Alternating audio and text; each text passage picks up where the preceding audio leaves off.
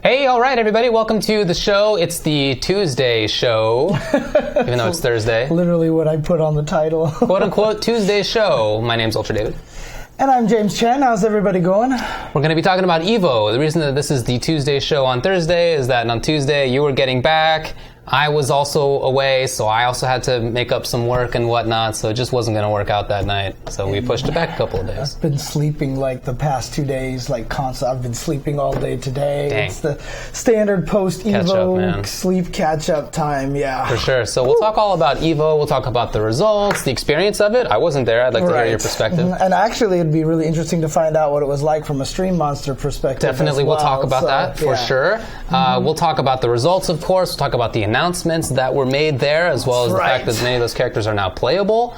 We'll review those. We will talk about a couple of things in our 5-5 matchup segment, including what do you think about tournament pay structure? What do you think about Sonic Fox changing seats in the middle of Grand Finals? What do we think about Bayonetta's basically giving a big FU to their to the audience watching? Well, and the audience doing the same to them. Yes, right? exactly. So, we'll talk about all of those things as well as assorted other news. There actually were some tournaments before EVO that we didn't get to previously, so we'll try to do that as well. Lots of stuff to talk about tonight, but let's begin with EVO 2018. And before we get to the results and stuff, how was it? I mean, from an actual attendee standpoint, it was probably one of the better EVOs in a long time because it felt like everything was running smoothly, and outside of the Sunday schedule, being pushed back a little bit. Most things seem to be running mostly on time. I know some of the Marvel people had some issues, et cetera, et cetera. Sure, but I don't know. It's just, a lot of times you always hear about all these, random console issues and all these things like that. But it seemed to be, I don't know, from being there, it just felt like it was at another level. It felt like it got to that point where it's like comfortable now and it like is doing its thing and it knows what it's doing. And now is the time maybe to start adding a little bit more to it or something like that. But just because it's like, okay, we've reached this point, we're good, now let's expand, you know, kind of things like that. But overall, I mean, from a viewer experience, I felt like it was really good at the event. Attendee in person, attendee in person. The artist alley was gigantic. I mean, dude, it took me. So I tweeted out all of the artist alleys and everything like that. That took me an hour and a half to do. Okay, for one, it actually probably took me about a total of 3 hours to do total because I was taking a picture of everyone's booth and grabbing a card, taking a picture of the booth, grabbing everyone's card. I dropped all the cards. What? And I had to re-sort them and order them by going to everybody's website and finding pictures on their website and matching it to what I was seeing in the booths and stuff like that. And then I posted them all up. But, that was really cool. They had a bunch of artists over there. Like the booths that the companies had, they all really stepped up. The Arxis had this really cool Western themed booth and everything like that. It was really sick. And I don't know, it just felt really, really, because remember 2 years ago, you probably remember it was in the same ballroom and it felt kind of empty-ish, right? It didn't feel that way this time. Like the place was full of booths and people everywhere, and I don't know, it just really had this nice feel to it that I really enjoyed. Personally, from a commentary standpoint, I got to do a lot of the jump off, and I had a blast on that. That was so much fun. So, and it really, I felt like I had an opportunity to, show people that I knew all the different games, and I talked about all the different games and everything like that. I got to do some Guilty Gear commentary, which was super. Dude, after I did the Guilty Gear commentary, I was like, man, why haven't I been playing this game? I missed this game so much. So it was, I don't know, for me it was just a great experience overall, so I had a really good time there. How was Sunday in the arena? I saw that it was a little bit differently arranged than before. It was just on one side rather than like everybody looking around in the middle. Right, so different arrangement. I liked it because it felt more classic. It felt more like the ballroom setup. And I just liked that. There's something about it that felt more FGC to me. Just having everybody staring in one direction. I liked it. When I saw it, I was kind of confused at first, but then it also gave us a chance to have the big banner in the background and everything like that, because we didn't have that the previous year. That's right, yeah. So it felt more classic EVO style. Cool. So, and a lot of people said that it felt like it made the floor seats better. Right. Yeah, I think from what I heard, that was a major reason why they did that in the first place, to make that change. Yeah. Okay. How was you did other stuff too? You went to the the Twin Galaxies. You know what? I mean, the Twin Galaxies things was interesting. I know what they're like, let's grab all these marquee matchups. We're going to be this big deal and do all this stuff. But I just know on EVO weekend, it's not going to have that impact, and it's going to be exhibition. Like when John and Vi were playing Alpha 2 and Alpha 3, they were clearly dropping everything. It just wasn't quite to that extent, of I'm sure what they were hoping for.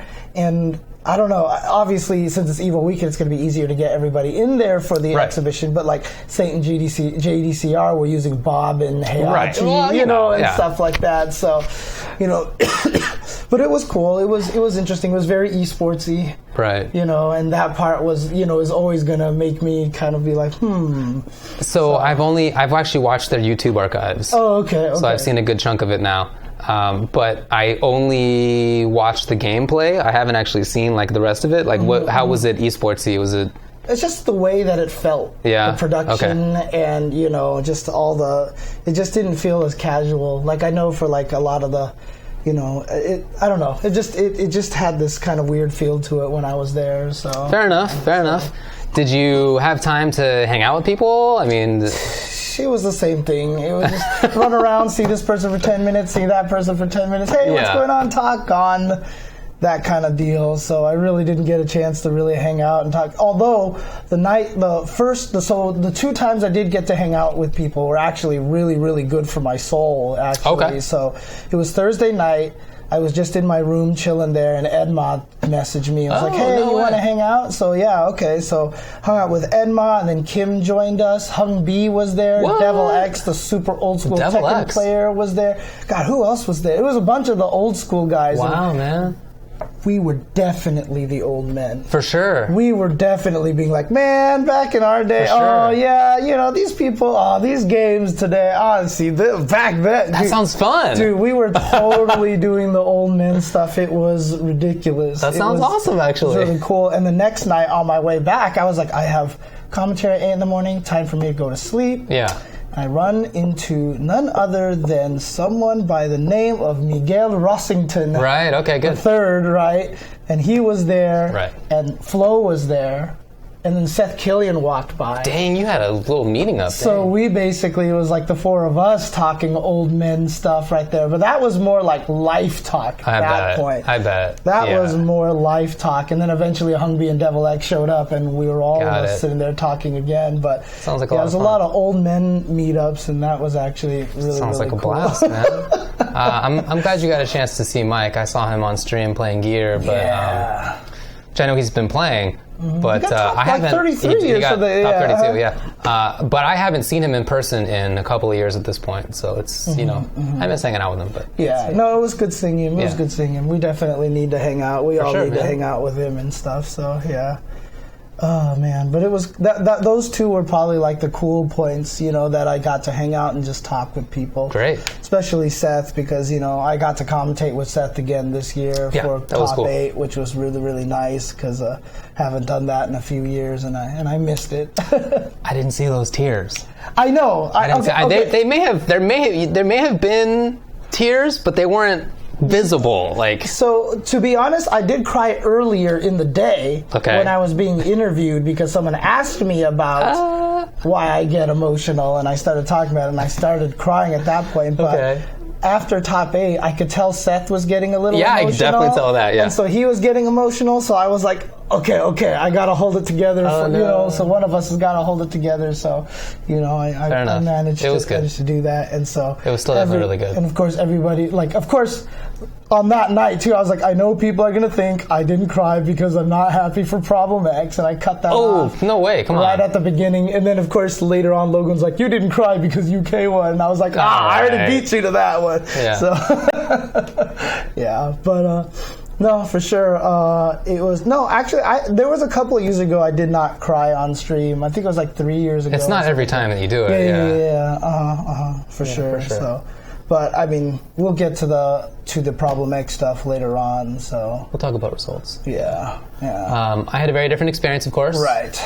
So I was at a wedding in New York, in Brooklyn. By the way, I really enjoyed Brooklyn.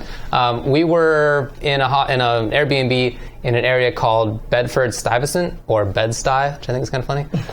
Okay. It's actually really nice. Like, people are walking around the street, they like say hi to each other, you know? It's like a local area. Oh, okay. When I went to go buy something at the corner bodega, which was literally on the corner, you know, the little kid ran in there and the guy behind the counter knew the kid's name. Like, it's very like community-y. It was very cool. So I really enjoyed it.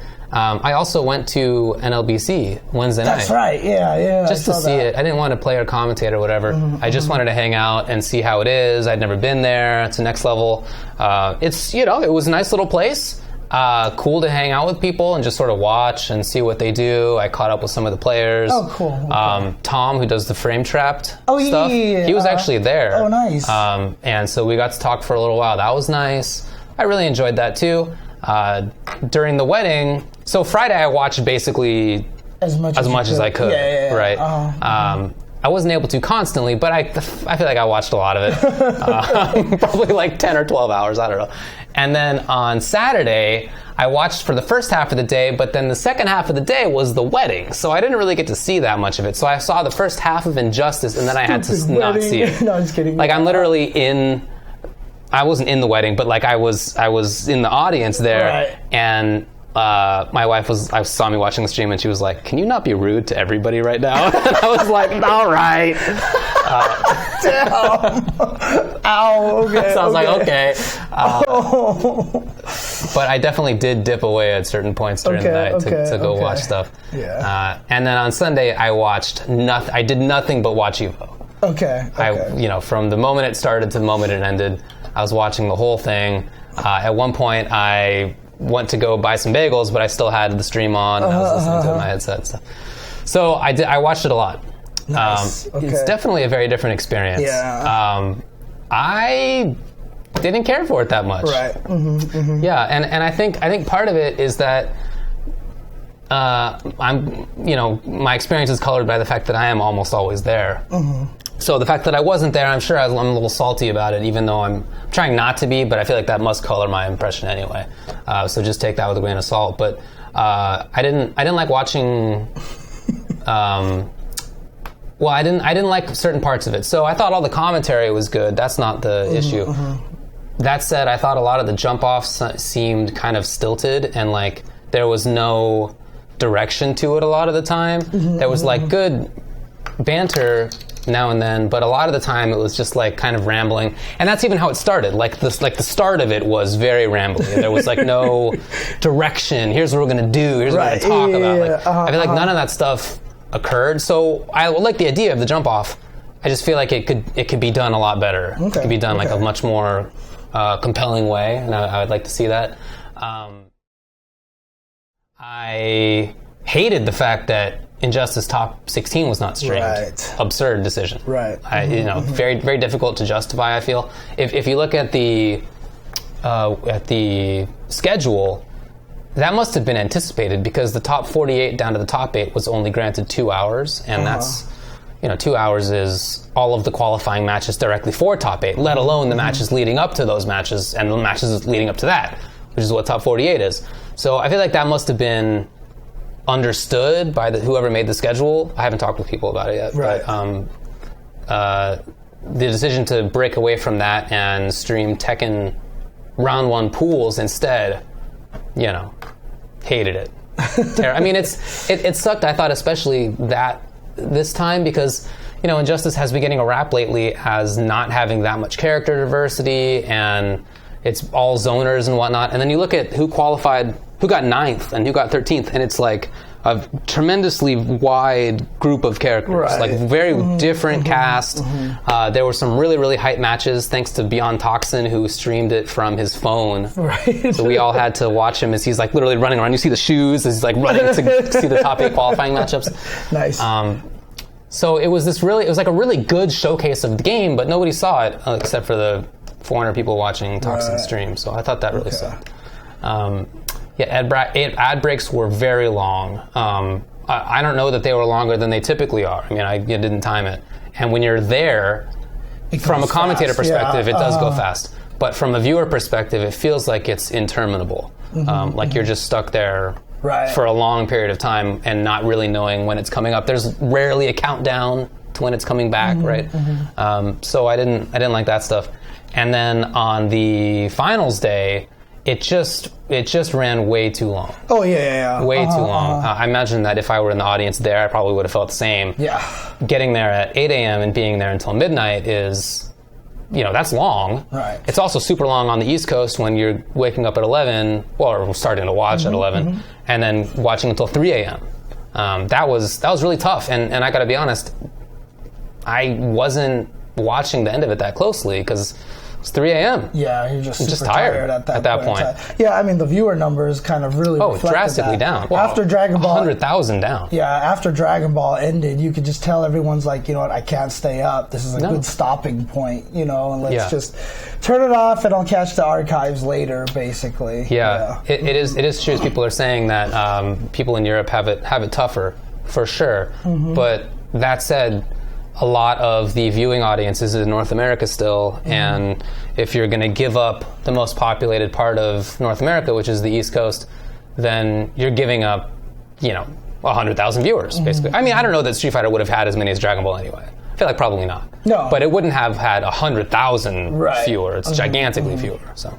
Yeah, I mean, one of the things was, and it wasn't even Dragon Ball that was taking a long time. I think they allotted like 3.5 hours for Dragon Ball, and it only ran 3 hours long, according to the to the statistics that I saw someone post up there. Right.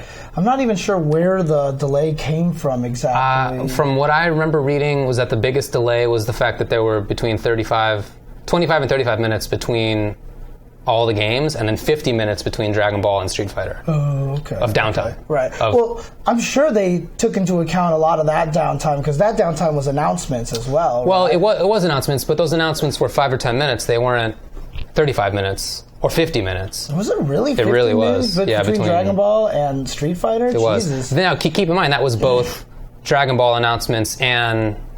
or Bandai announcements and Street Fighter announcements, right?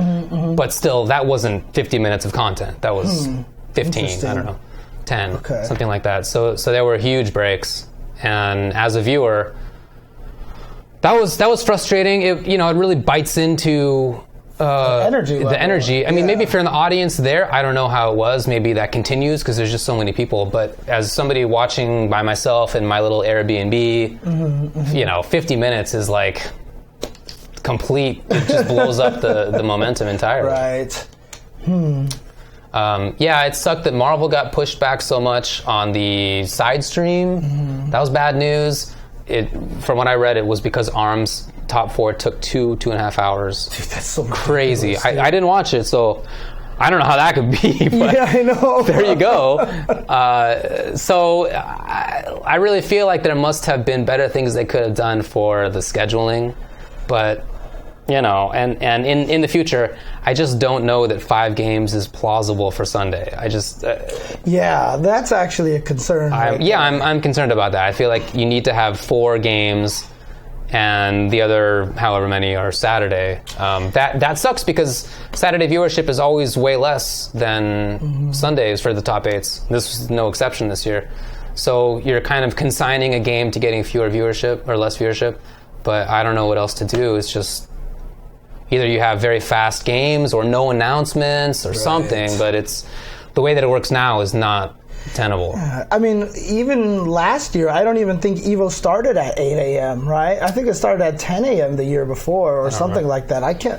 No, Marvel last year was 8. Was it 8? Yeah, it was 8. I remember getting there really early. Okay. But yeah, I wonder if they only did top 4. No, I think that would be bad. That would rob a lot of people of their moments to be on stream. Agreed. So. Top 8 is too established. I mean, CEO ran till what, like 1:30 or 2 a.m. at night, right? CEO was worse. Yeah.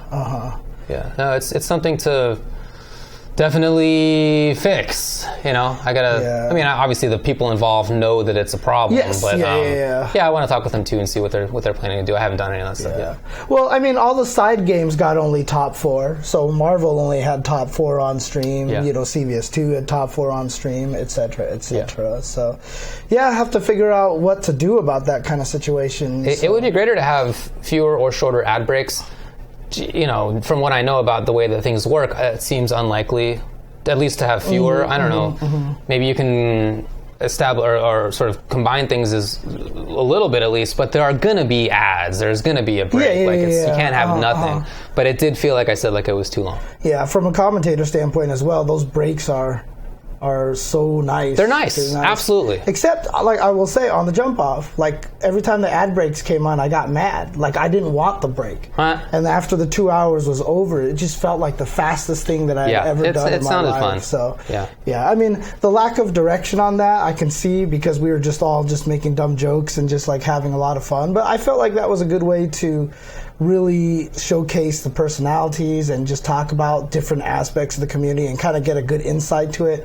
And if you really did want a lot more analysis, you would go watch those streams. Like, you know, if you saw like Blaze Blue cross tag, you're like, oh, well, I want to get more analysis. You would jump over to that. I definitely did do that. Yeah, for sure. And that was kind of the intention. Right. So no, I like the idea of the jump off a lot, but I feel like not having a direction is a negative for you guys because it makes it seem like there were moments where there was so much downtime and nobody really knew what to say next, what to do next. And it was kind of like who are these guys? They're just sitting there. What's going on? Like I think it's not a good look for the commentators themselves either.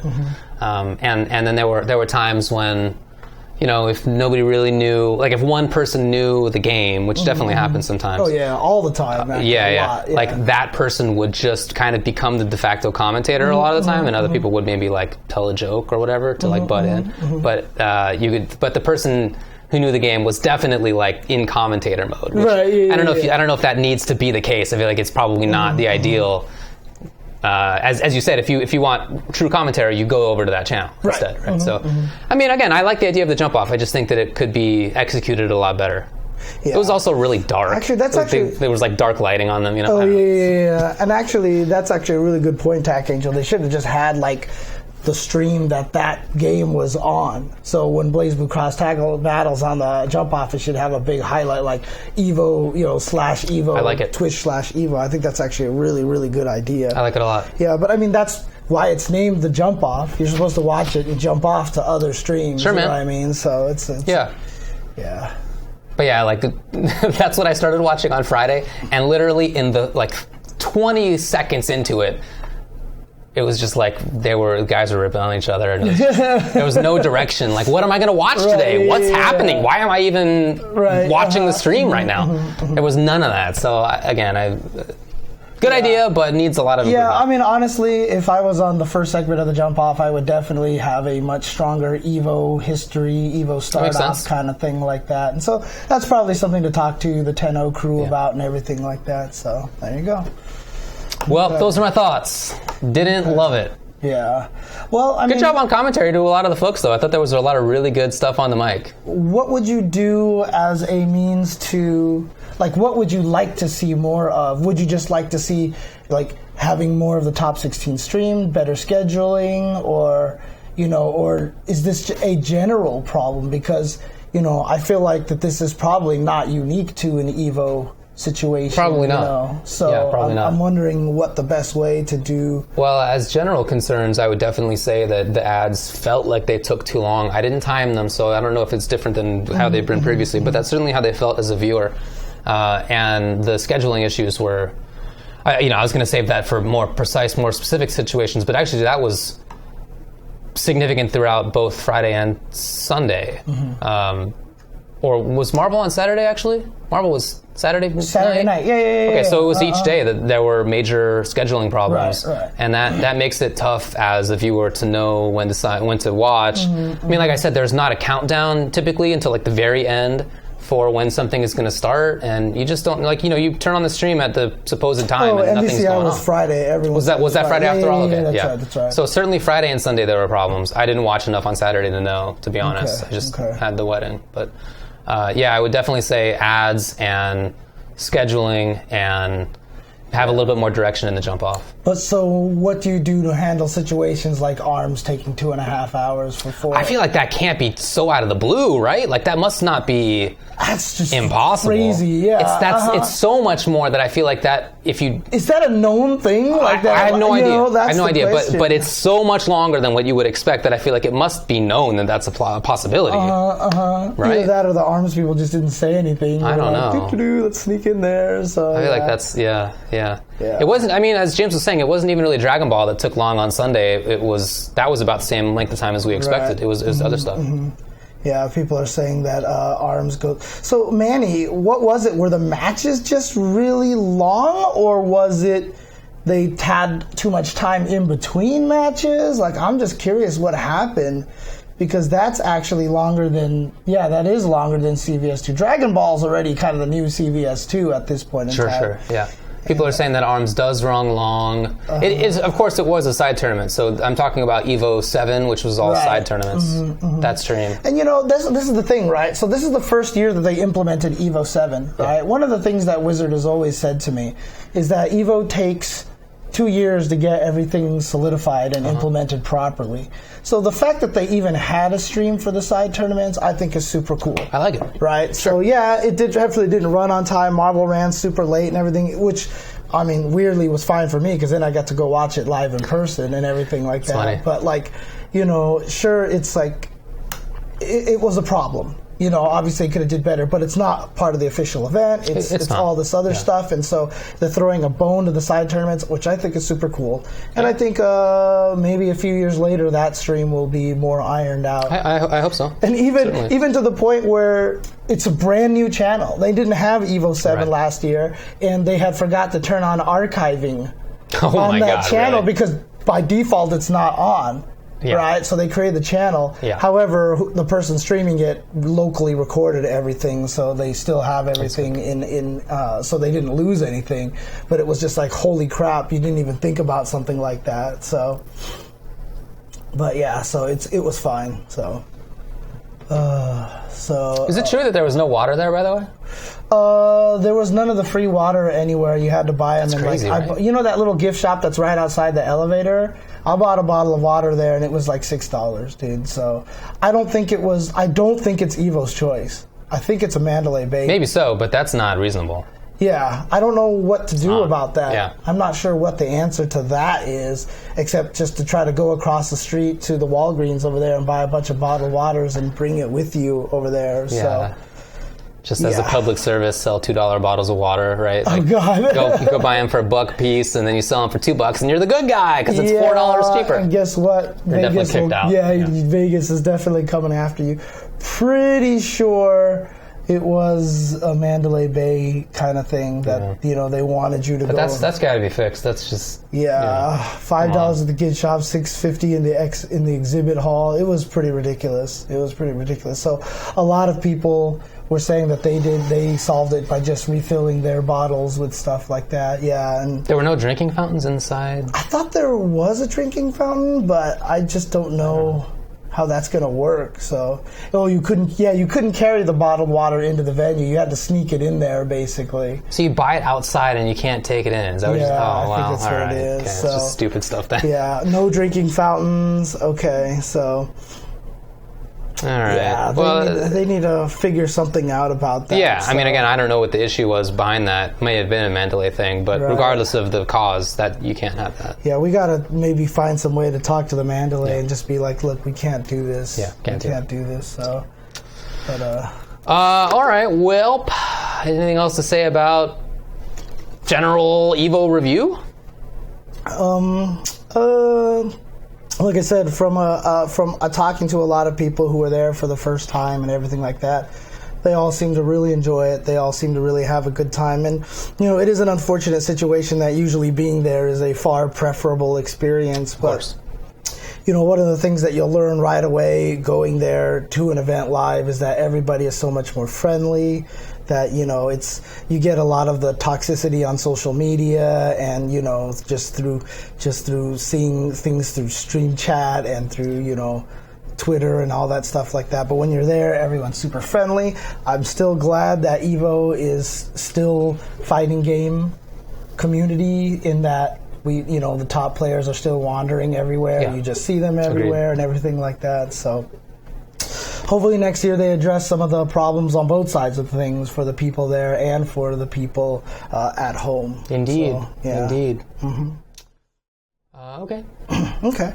Well, let's talk about the results here. Results! EVO results. So do you want to start? Are we doing this in reverse order? You want to do it in the top 8 order then? I think we should. Just, okay. I feel like that's nice. All right. So let's talk about... so we're not going to do any side tournaments or anything like that. Maybe top 4 for exhibitions and side tournaments if they have them listed. Okay. Do you want to talk about Soul Calibur here? I actually did watch some of it, so sure, yeah. Oh, okay, okay. So 7th place. Hang on a second. Let me do something really quick. It was cool, dude. No, it was Black Hat was definitely going on this weekend. Yeah, I heard about that. Black Hat was, so everyone had to turn off their Wi-Fis and stuff like that. I was just like, whatever. I don't know. 7th place was KDZ with Siegfried and Yellowtail with Gro. Mm-hmm. I don't even know who that character is. 5th place was Kayane with Xianghua and T. Cole, Victim of Ritual with Ivy. 4th place, Boom with Yoshimitsu. 3rd place, Zefukai with Sophitia or Sophitia, however you want to pronounce it. 2nd place, BXA, Party Wolf with Killick and Grow. And 1st place, Link RKC with Ivy. So Joe is happy. Yeah, definitely. His wife who won. I feel like, so I'm attached to Astaroth, who's been announced. Yes, so you're super happy now. I am happy about that, but in watching Ivy, I feel like actually she probably fits my playstyle better. The long range plus, exactly. Yeah, So I might, when this game comes out, I definitely intend to try it out at least. And I'm going to try it out with Astaroth first, just because he's been my boy in the past. But I feel like maybe Ivy is who I should be playing. Would Ivy be like the first big boobed character that you would have ever used in a fighting game? I can't imagine. I can't picture you even using one of those overtly sexual characters. I don't think I've ever seen you use it. It doesn't come up that often because the characters that I play tend to be dudes. Right. There aren't that many grapplers and zoners who are women. But does She-Hulk count? I mean, I played She-Hulk. Is it? Maybe She-Hulk. Okay. Yeah. I didn't play Mika. Never played Laura. I didn't play Laura. Well, in new games, I haven't. Even in KOFs, the grapplers I tended to play were the dudes, even though they're legit. Mary or anything like that? I didn't really play Mary. I played King as a zoner. Oh, that's right. Yeah. What about the MK games? You never played any of the girls in the MK games either, right? I played Shiva in MKX. Oh, in MK9. Okay. Yeah, I played Cyrax and Shiva. Those are my 2 characters in that game. Okay. Pretty opposite ends of the tier chart. But yeah, she's basically naked, right? Yeah. Okay. Not the most attractive character, but she's basically naked. Yeah, I mean, she has 4 arms. That's pretty cool. So she was not good. I did play Chrome Dome, of course. Yes, Chrome Dome. You saw that they had they actually have a TMNT Tournament Fighters tournament there. And I think, who won that one? It was Lord Somebody BBH. From New York. Lord BBH won that one, who I ran into at the Pinball Museum, by the way. Wow. Who I also played in a Marvel Superheroes tournament at CES before it was E3. He went there hoping that there was nobody else there that knew how to play the game. Okay. And I showed up and I got first place. Oh, he got dang. second place, and I got I got a free copy of Resident Evil 1 and all these other things like that from them. So it was actually kind of funny. But there was nobody there. It was only businessmen and me. Yeah, and for sure. That was it. It's just the 2 of us. So I've always heard about the New York scene for TMNT, but all right. Anyway. But they actually said that they are working on. Lord BBH actually said they're working on like a balance patch to it, like a mod to it, and they're gonna like add some characters or something crazy. I didn't know about that. I don't know how are they drawing their own sprites or whatever, dude. It's crazy, dude. Okay. So yeah. Anyway, let's talk about Injustice, which was the first of the major top 8s, official game top 8. Seventh place was Methods Silverai with Hellboy. And seventh place was BC Biohazard with Cheetah, Starfire, and Black Manta. Fifth place was PG Hayate. He also played Bane, but not in top 8. Okay. PG Hayate with Robin, of course. And fifth place, Noble Samij with Catwoman. Fourth place, Big D with Poison Ivy. I'm not coming out of nowhere, but surprisingly, honestly, kind of. Yeah, because on the jump off, we saw him send Honeybee to losers like in pools. Yep. So I mean, what's his story? What's he done? He got top 8 in MKX with Ermac, who was not considered very strong at the time. He's a really good player, but he hasn't been playing that much. So hard to say that it's out of the blue, because he has been good in the past, but he just hadn't been playing Injustice like that. So this is just like one of those days where like everything's firing on all cylinders, you know? You're just like in God mode for whatever reason. Okay. He had that day, you know? Okay. Well, top 4, there you go, with Poison Ivy, not considered a strong character, if I'm not mistaken. Right? Ended up probably mid, something like that. Not bad for sure. She thinks she got buffed significantly. But not one of those characters you're going to be seeing at top 8s a lot, basically. No. Yeah. Third place, Sonic Fox. Echo Fox, Sonic Fox with Firestorm, Red Hood's Starfire, not his real character, and Black Manta. Second place, Noble Tweety on fire right now. Dr. Fate and Starfire, and of course, in his infamous mid-match pop-off to Sonic Fox. That was awesome. And first place, Noble Rewind. Yeah. So all 3 of the Noble boys in top 8 here, they had a great weekend. They had a fantastic weekend. Firestorm, Black Adam, Catwoman. Obviously, Rewind is a good player. Yes. But I don't feel like I've seen him like in that top 3 spot all the time. No, not all the time at all. In fact, his first major top 8 was Combo Breaker. Oh, really? Yeah. I mean, he's been playing online, but he's like 17. He's really young.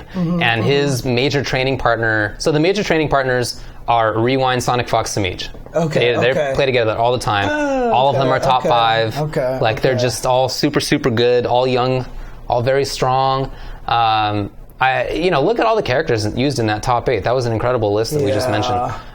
So almost no repeats except for a Starfire mirror match. Yeah, which one of them got blown out. Yeah, and Tweety was like, pick your real character. For sure. Yeah. And they used even more than that, because Biohazard got into top 8 mostly with Bane. And if you look at 9th, Gurr, Adam, Buffalo with Sub-Zero and Michelangelo, Hero Killer Stain with Cyborg, Gross with Black Adam and Green Lantern. Like half of the cast was used in the top 9. Honeybee made it all the way back to 13th place despite getting sent to losers and pools. Good stuff. Honestly, it was super, super good tournament for the game. And Callisto says that the only reason why he probably didn't have those results is because Sonic Fox always gate-kept him. Rewind. Big part of it, definitely, yeah. But Rewind's been killing it on online tournaments, and that actually is relevant in this game. For sure. So I really enjoyed it, what I got to see anyway.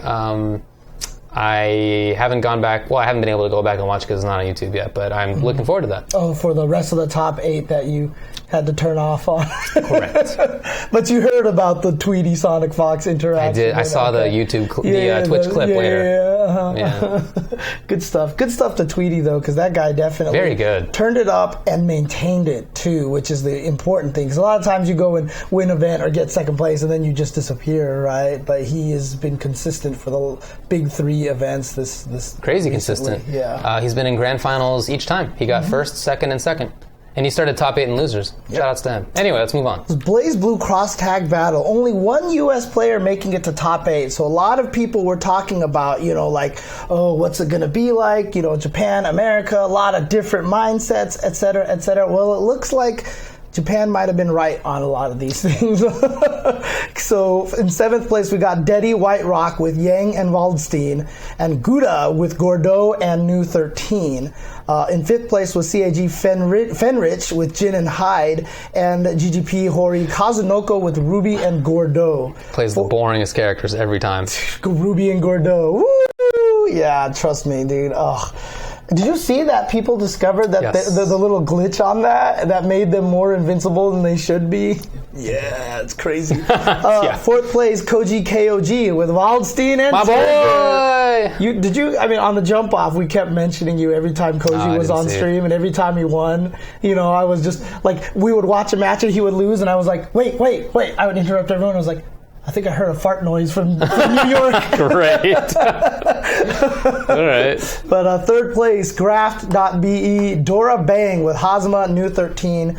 Second place, PAG Fame 96 with you and Jin, the U.S. player who made it all the way there, who sniped my stream one point in time. He got the James Chen boost. Yeah, exactly. I actually talked to him afterwards. He came up to me and was like, hey, how's it going? We talked and everything like that. So, but great job to him, man. He was on fire. He was playing super well. But first place was Heiho with Ruby and Gordo.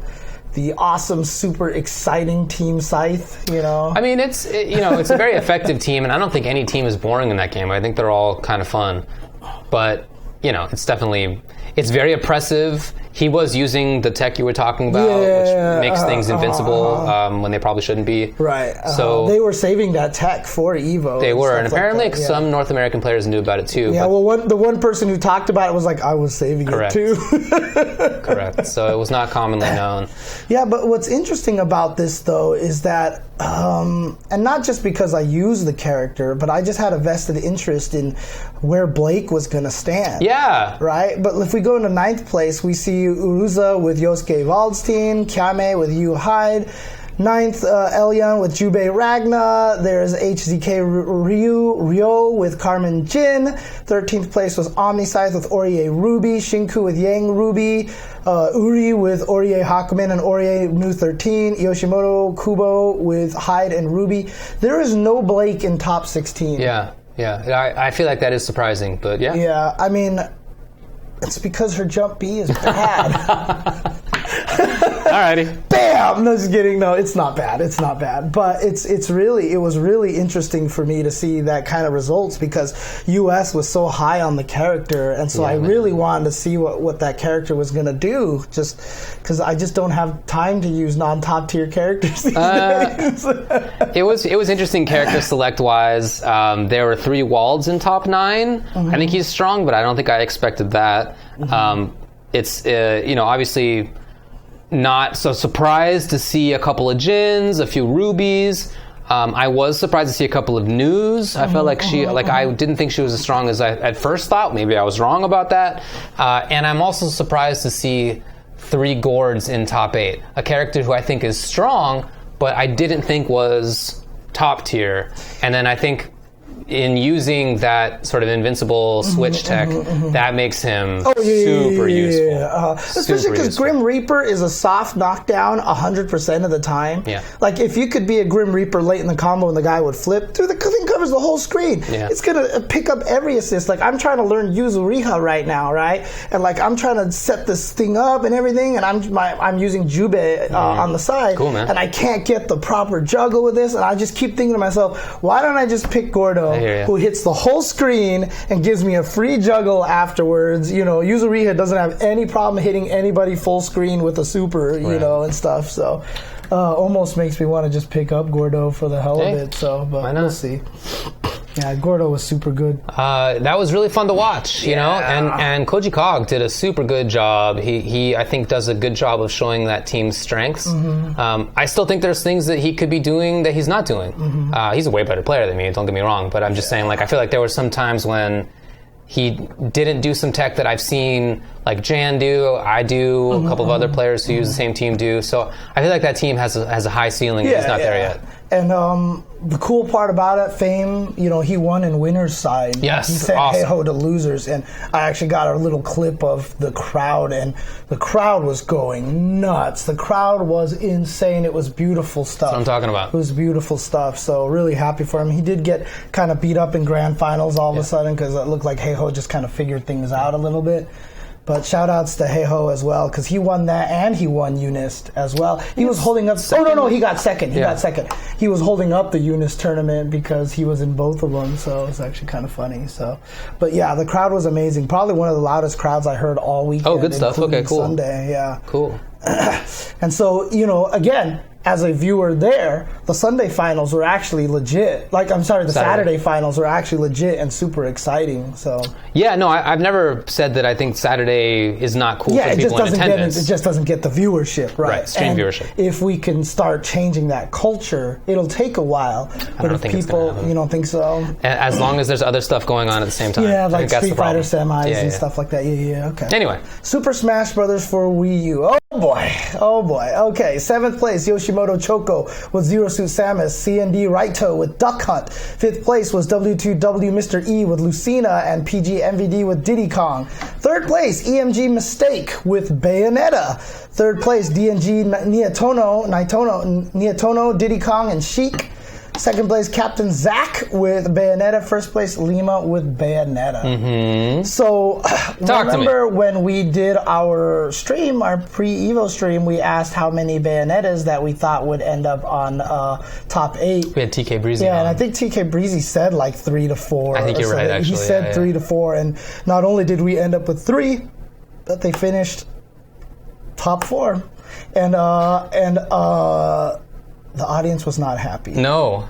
In fact, when Niatono finally lost and they left 2 Bayonettas left, there was a deluge of people leaving and people were booing. Mm-hmm. And it wasn't even just that they were necessarily rooting for Niatono. I think they were just rooting against Bayonetta. Right.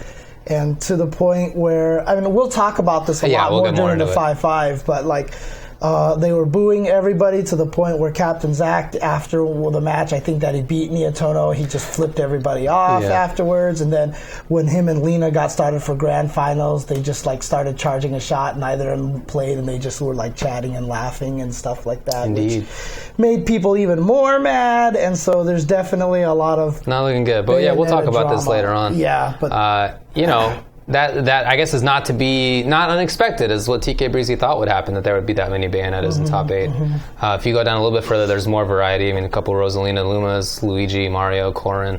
Olimar. Yeah, Olimar, Pikachu there, Mario. So there was more just outside of the top 8, but that is who ended up in top 8, and that's just, a strong character. And Bear had to go up and tell the guys, you have to play or we're disqualifying you. And they're like, oh, okay. He actually showed them the rules. Yeah. I appreciated that, yeah. Both of them are very young as well. Both of them are under 18, if I'm not mistaken. Oh, are they that young? I think 16, and I think one was 16, the other was 15 or something crazy like that. Wow, okay. Yeah, it was something crazy like that. They're both super, super young, so they're like, okay, and then they played for real at that point in time. Otherwise, they were going to forfeit their prizes and everything. They would have been Soul Calibur all over again from 15 years ago. Actually, 15 years ago. Yeah, 2004, 2004, something like. Actually, no, I think it might have been 03. I think it was 03. It was definitely 03 that it happened. So.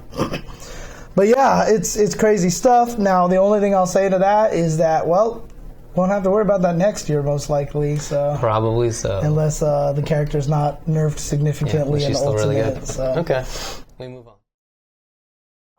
Guilty Gear Rev 2. This is now Sunday. These were the Sunday games. Mm-hmm. Top 8 started at 8 a.m.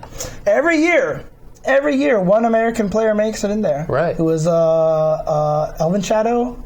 Then it was Marlin Pie. Okay. Then last year, it was Kid Viper, I believe, was the one who did it. And this year, it was Lost Soul. Wong Nation Lost Soul. Justin's still sponsoring him to every tournament. In fact, Justin was like, can someone pick him up so I can save money?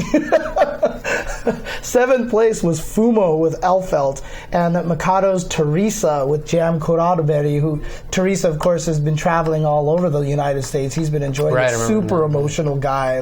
Every time he loses, the whole audience feels bad because he just gets this look on his face like, okay. Oh my, you just watch him lose and you're just like, God, I wish you won. Okay. And then 5th place, Yoshimoto Zadi with Raven, one of the strongest Ravens in Japan, and Lion with Kai Kisk. 4th place, Nage, former EVO champion with Faust. Right.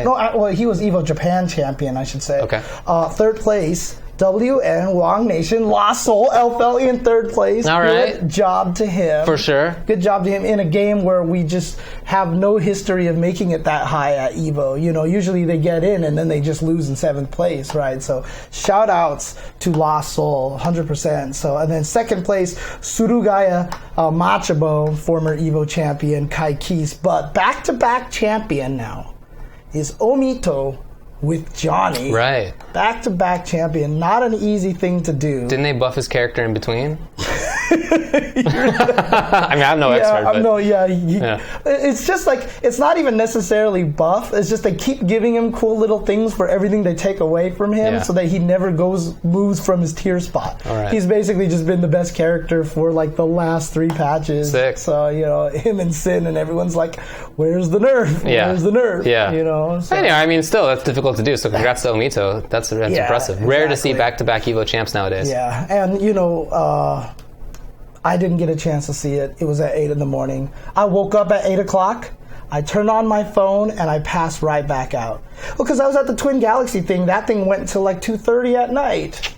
And then by the time I got back to my room after running into a bunch of people and saying hi and everything, it was like 4 a.m. Yeah, no, I mean, I did the same. Whenever I had commentary on Sunday, I would always make sure that I go to sleep early, and that means and wake up late, just to make sure that I'm up for commentary, right? So it's work. I get it. Yeah. So I had to make sure I was sleeping and well rested for Street Fighter. For sure. So.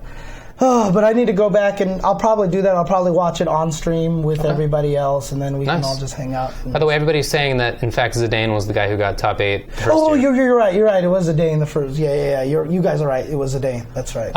Yeah, I mean, it's cool seeing the rest of who just made it outside. Kizuke, Kazunoko, Elven Shadow, N, is that it? Mm-hmm. And yeah, Hotashi, another strong US Felt player. Kadako, like the best Japanese Mei player. Daru Ino from Korea. He was like the big non-Japanese Asian hope was Daru, and then Kid Viper, of course, in 13th place with Johnny. So shout outs to all those guys. Yeah, everybody's talking about Waxel, Mike Ross. You know, it is cool to see him playing video games. Waxel, because it's a pun on Axel. For sure. Yeah, Whack Axel. It's definitely funny. I don't want to make too big of a deal out of it because I don't think that's what he would want. He wants to just be a dude playing video games, and I respect that. I think, but it's very cool to see him around again. Yeah, I mean, he says that he's been practicing that game a lot, and he's been playing. I've seen him go to locals. Yeah, he even said like when he showed up there, he was like, "No, I'm gonna like do well." Yeah, he's like, he's like, he had every intention. I mean, he got what, 3rd at the Arizona tournament. What's it called? Oh, undefeated. Oh, he got 3rd or 4th or something. He was certainly top 8. Nice. Anyway, cool to see. All right, we move on. Super Smash Brothers Melee, 7th place. OG Swedish Delight with Sheik. 7th place also Tempo S2J with Captain Falcon. 5th place Wizrobe with Captain Falcons. It's 2 Captain Falcons in top 8. Pretty cool. I mean, it's a good character, but still. 5th place also C9 Mango with Falco. And running almost exclusively Falco these days. So 4th place, Liquid Hungry Box with, I was about to say Jigglypuff. Hungry Pox with Jigglypuff. Hungry Box with Jigglypuff.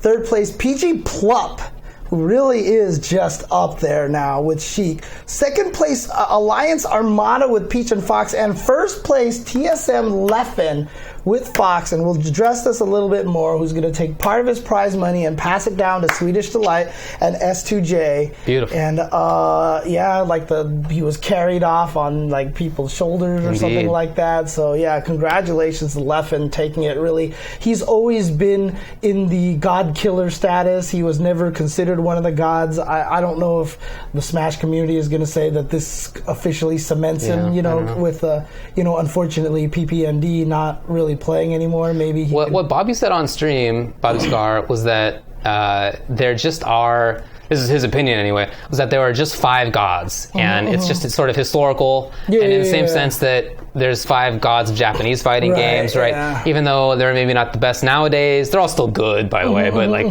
they're not. Yeah, he wouldn't call Nuki like the best. He's not a god of modern stuff. But historically, it's the same title. Right. And he said that in his view, like it's not. Don't keep on applying this to new players. It's just like a historical thing. Right, yeah. Okay, that's fair. But yeah, no, it was really fun to watch. As an aside, I think it's hilarious that there were It was an all-Swedish Grand Finals, but Swedish Delight got 7th place. I just think that's funny. That is kind of funny, actually. It was really, really fun to watch. Falcon was doing work. That was pretty cool. You know, I like seeing Jigglypuff do work. That was really cool. And I heard Hungrybox wasn't happy when he lost. He was not happy when he lost. But who was especially not happy when he lost was Plup, because Plup got eaten alive. Oh, really? Just Armada? Yeah, and horribly. And he said later, I saw a tweet from him today or yesterday that said that he had a panic attack and that it was... Dang. You know, it was bad news. It was just, oh my God, I'm on top third, like I'm on third, like I guess, you know, finals. I don't know the details, but yeah, that was part of what was going on. Mm-hmm. That it wasn't just that he lost; it was like, because I mean, you could even see it the way that he was playing. He actually he looked good in the first game, and then by the time that he lost, he was just everything was going bad. I didn't even play the game, and like I could see that he's not playing well. So that definitely sucks. It's crazy because a lot of times when people watch fighting games, you know, as a spectator, of course you know the pressure's there. Of course you know the kind of stakes that are at hand. But until you feel it, oh my God, like it is ridiculous. Like there's a reason why there are people like me who play terribly on stream. Yeah. You just go on stream and all of a sudden your brain just shifts into a completely different mode all of a sudden.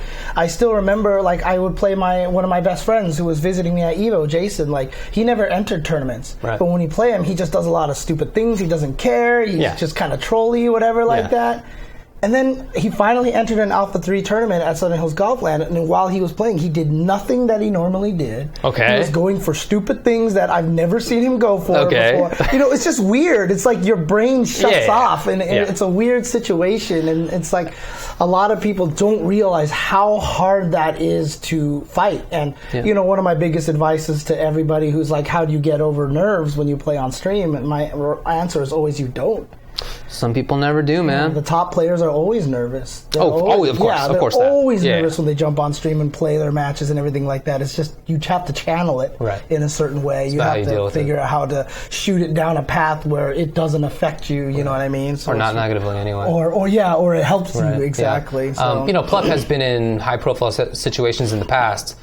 So why was it caused this time as opposed to another time? You know, it's not necessarily like a logical thing always. Sometimes it just happens. So I hope it's something he gets figured out. Dang, I see Bloodhawk and Curly W saying that they met each other at EVO. How have those two guys never met each other before? That's crazy to me. So I don't know. I feel like they don't travel to that many things. Yeah, so. I guess that's true. Yeah. They're involved. They're big, FGC players, guys involved anyway. Bloodhawk's still a player. Yeah. Anyway, sure.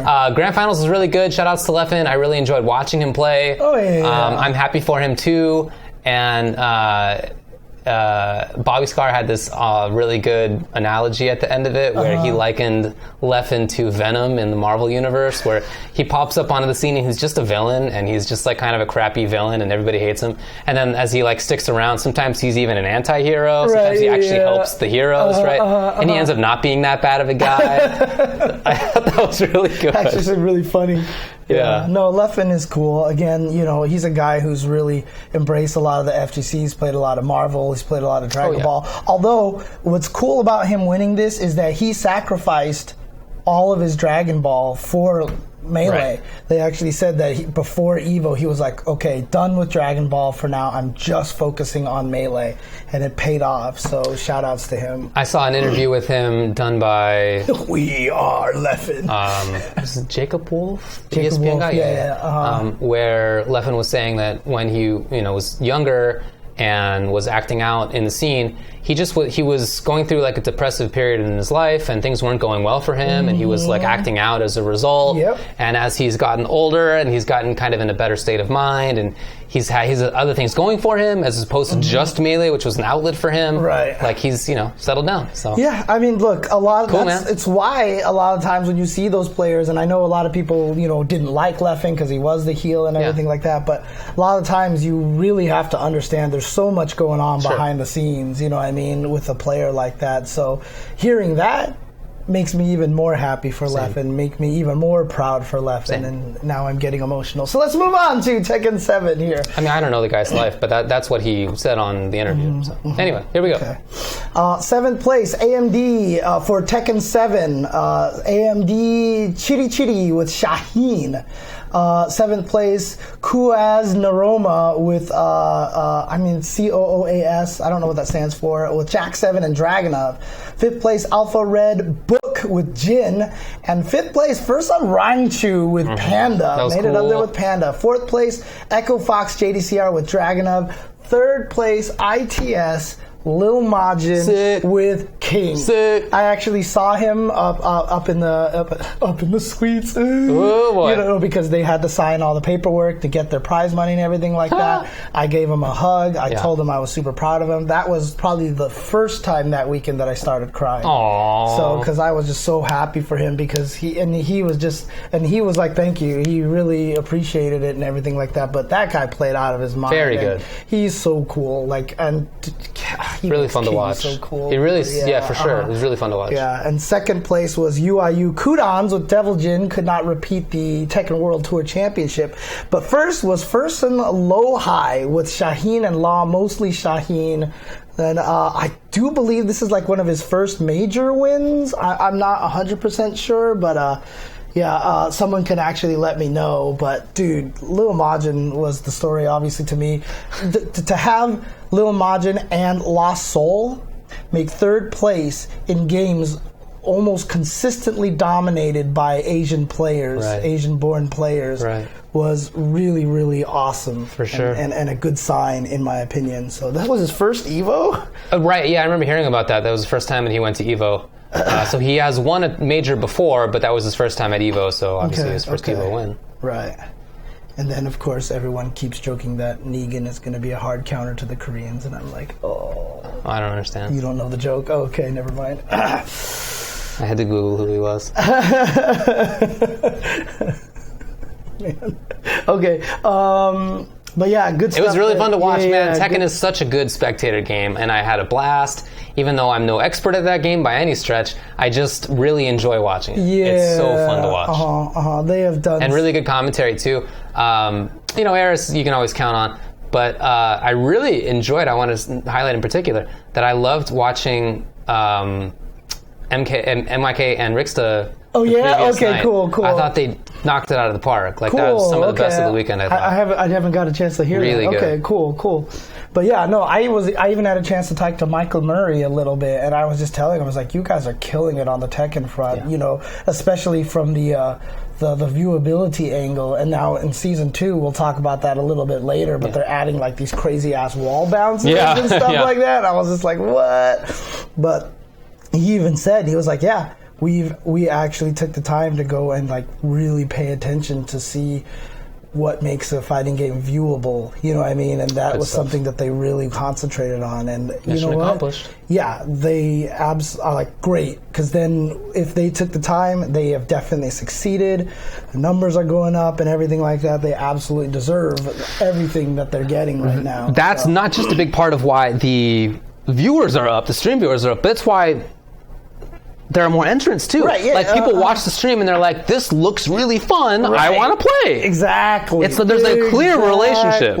And I've talked about it a million times. With Street Fighter, with Injustice. Oh, for sure with Marvel Injustice. versus Capcom. For sure with Marvel. With Dragon Ball, it's all not a shock that the games that are presented well. The only game that kind of flies in the face of that is Guilty Gear, but that's just because Guilty Gear, I think it's beautiful, really. Right, but not a lot of people play it, not as much as the other games, right? Yeah, it doesn't have the same kind of success as like Tekken and Dragon Ball, for example. But it's also just a really tough game to get into. Sure. It's really hard to get a little into more in the weeds. Yep. And then, of course, there was Dragon Ball Fighters with 7th place was Yoshimoto Kubo with Grohan 16 and SS Goku. Super Noon, NRG, who... Actually, no, that was the first time I cried the weekend. Oh, nice. Yeah, it wasn't even just when Super Noon won. It's what Katana Prime said on stream. It was something like, how can you not feel what we're feeling as players and stuff like that. And I was just listening to that and while watching Super Noon crying, and I just got all emotional and I started crying when I saw that. So on Twitter. So yeah. But shout outs to Super Noon, Kid Buu, Cell, SS Vegeta. 5th place, W2W No Kami from the New York region. Well, he's from North Carolina. He now lives in New York. He has only been traveling for a little while. I helped him get his W2W contract. Cool. That was like last month. Okay. It's like super recent that he's even been able to travel in this way. Right. And then he got top 8 at something he went to, Defend the North, I think. And he got top 8 at EVO. Amazing run.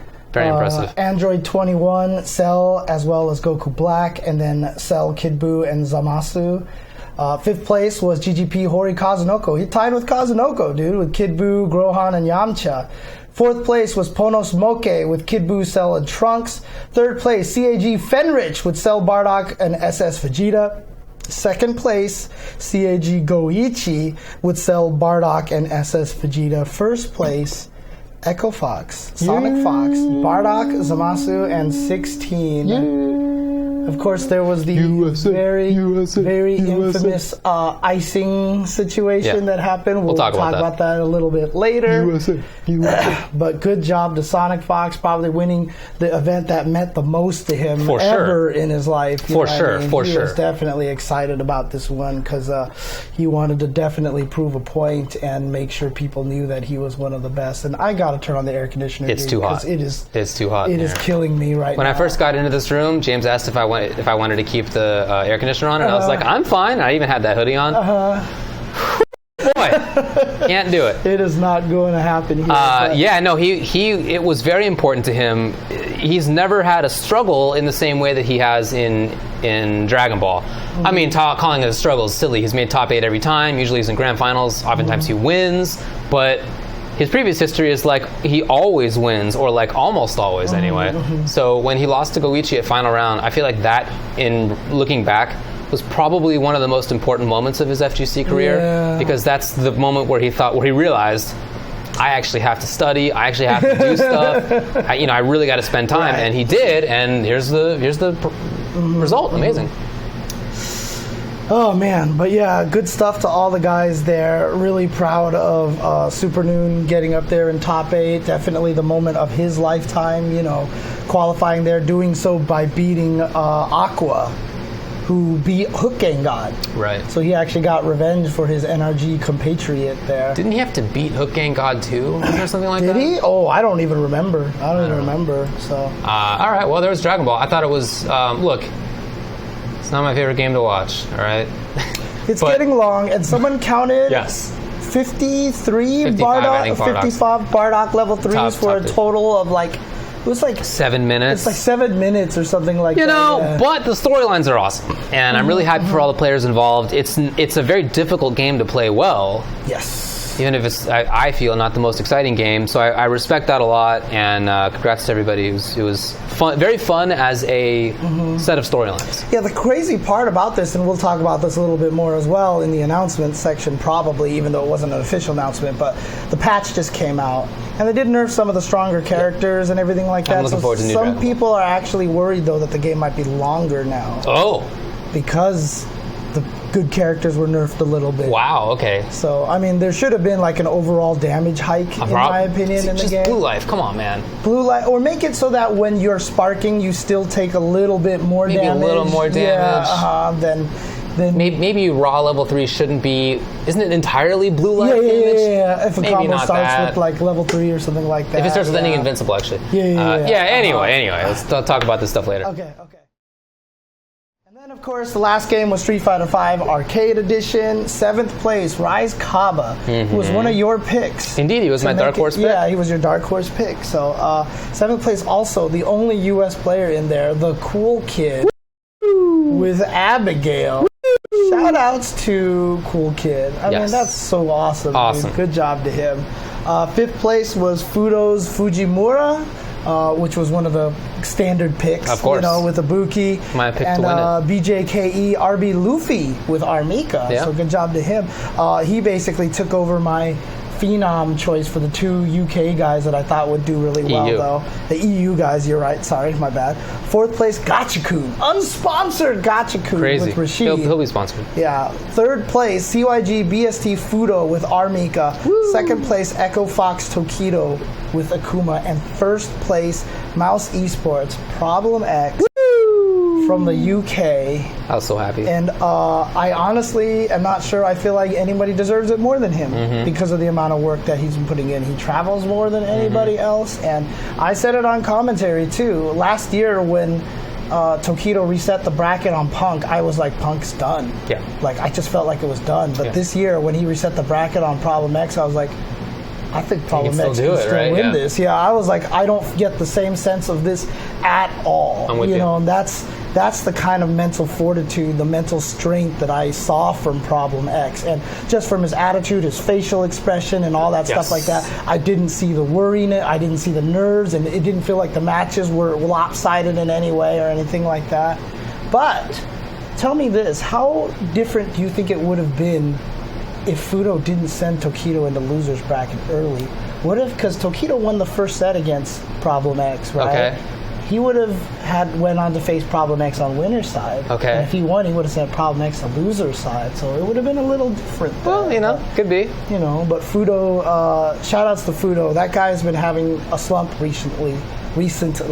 And so I'm super happy to see him get 3rd place here and try to get out of that slump. By the way, the sickest individual moment I felt throughout all of top 8 was, and maybe this is known, I don't even know, was when Fudo punished Tokido's mid-range fireball with Nadeshiko call, EX wingless over there, and Nadeshiko hits, he's recovered from EX wingless, stands strong, rest of the combo. Dude. Ridiculous. Amazing. Like that was the best moment to me. Amazing play. And then what was that? There was something else. Oh, dude. And then also, I still love it when Tokido and Fudo played the second time when Tokido took off the headset and said something to him, and then they just started laughing. I really just feel like Tokido was like, "You're dead meat." I really just feel like that right now, dude. But yeah. So Tokido couldn't handle the Devil's Reverse at all. Like, he was having a lot of trouble with that. Good, so. Good move. But good Tokido stuff. Gets grand finals again. I mean, he got grand finals last year. Of course, he won EVO. Right. He got 2nd place at Capcom Cup.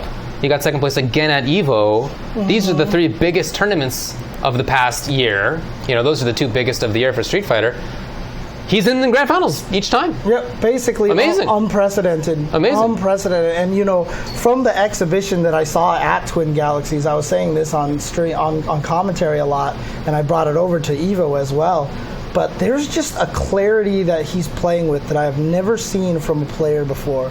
Like, I just don't see him losing to random dude in pool or having like, there's just, like, the fact that he was... My favorite thing was how much he was smiling the entire top 8. That was interesting. He was just having a great old time. Even after Problem X won, he was like, hey! Like, he looked like he was just so comfortable being Tokido, playing as Tokido, and just accomplishing Tokido things, you know what I mean? He's very prepared.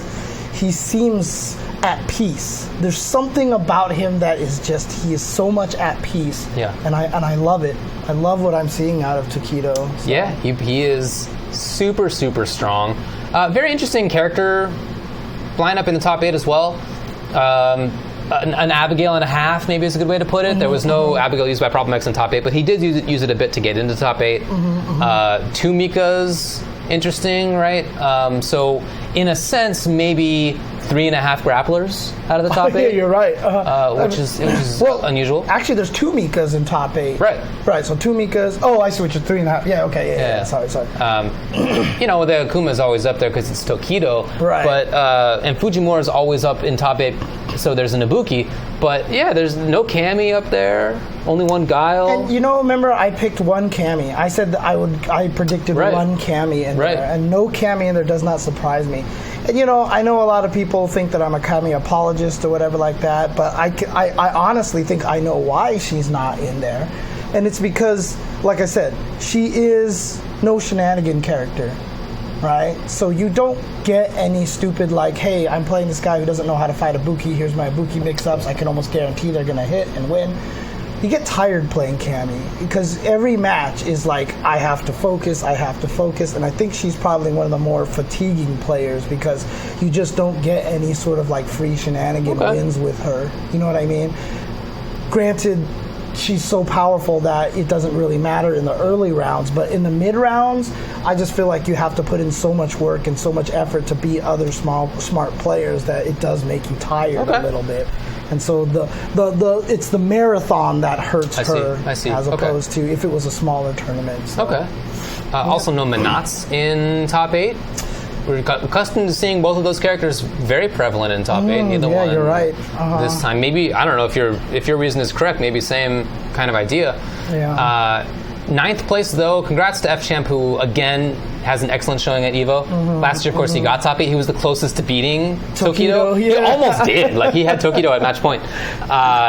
He hasn't even been playing SF like that, I saw him saying, but he's just very talented. Then cool for Mena to make top 9. He has been doing well.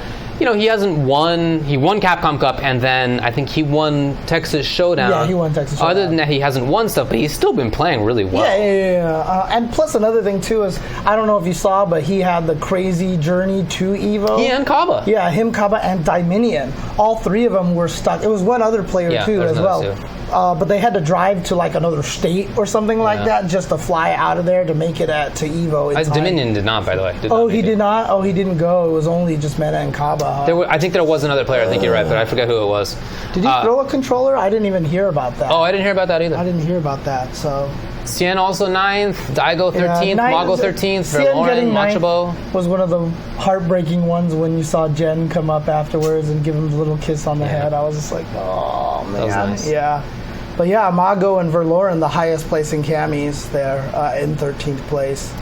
Yeah, Idom didn't make it either. You know, we meant to bring this up at the start, but it was actually tough for a lot of people to get to EVO. So players, I think, especially from the Northeast is what it sounded like, but from the East Coast generally, had a tough time getting there. Even players driving from the West Coast, there was a big thunderstorm, and for a while there were flood warnings, so people weren't allowed even to, or shouldn't have been anyway, to driven in to Vegas.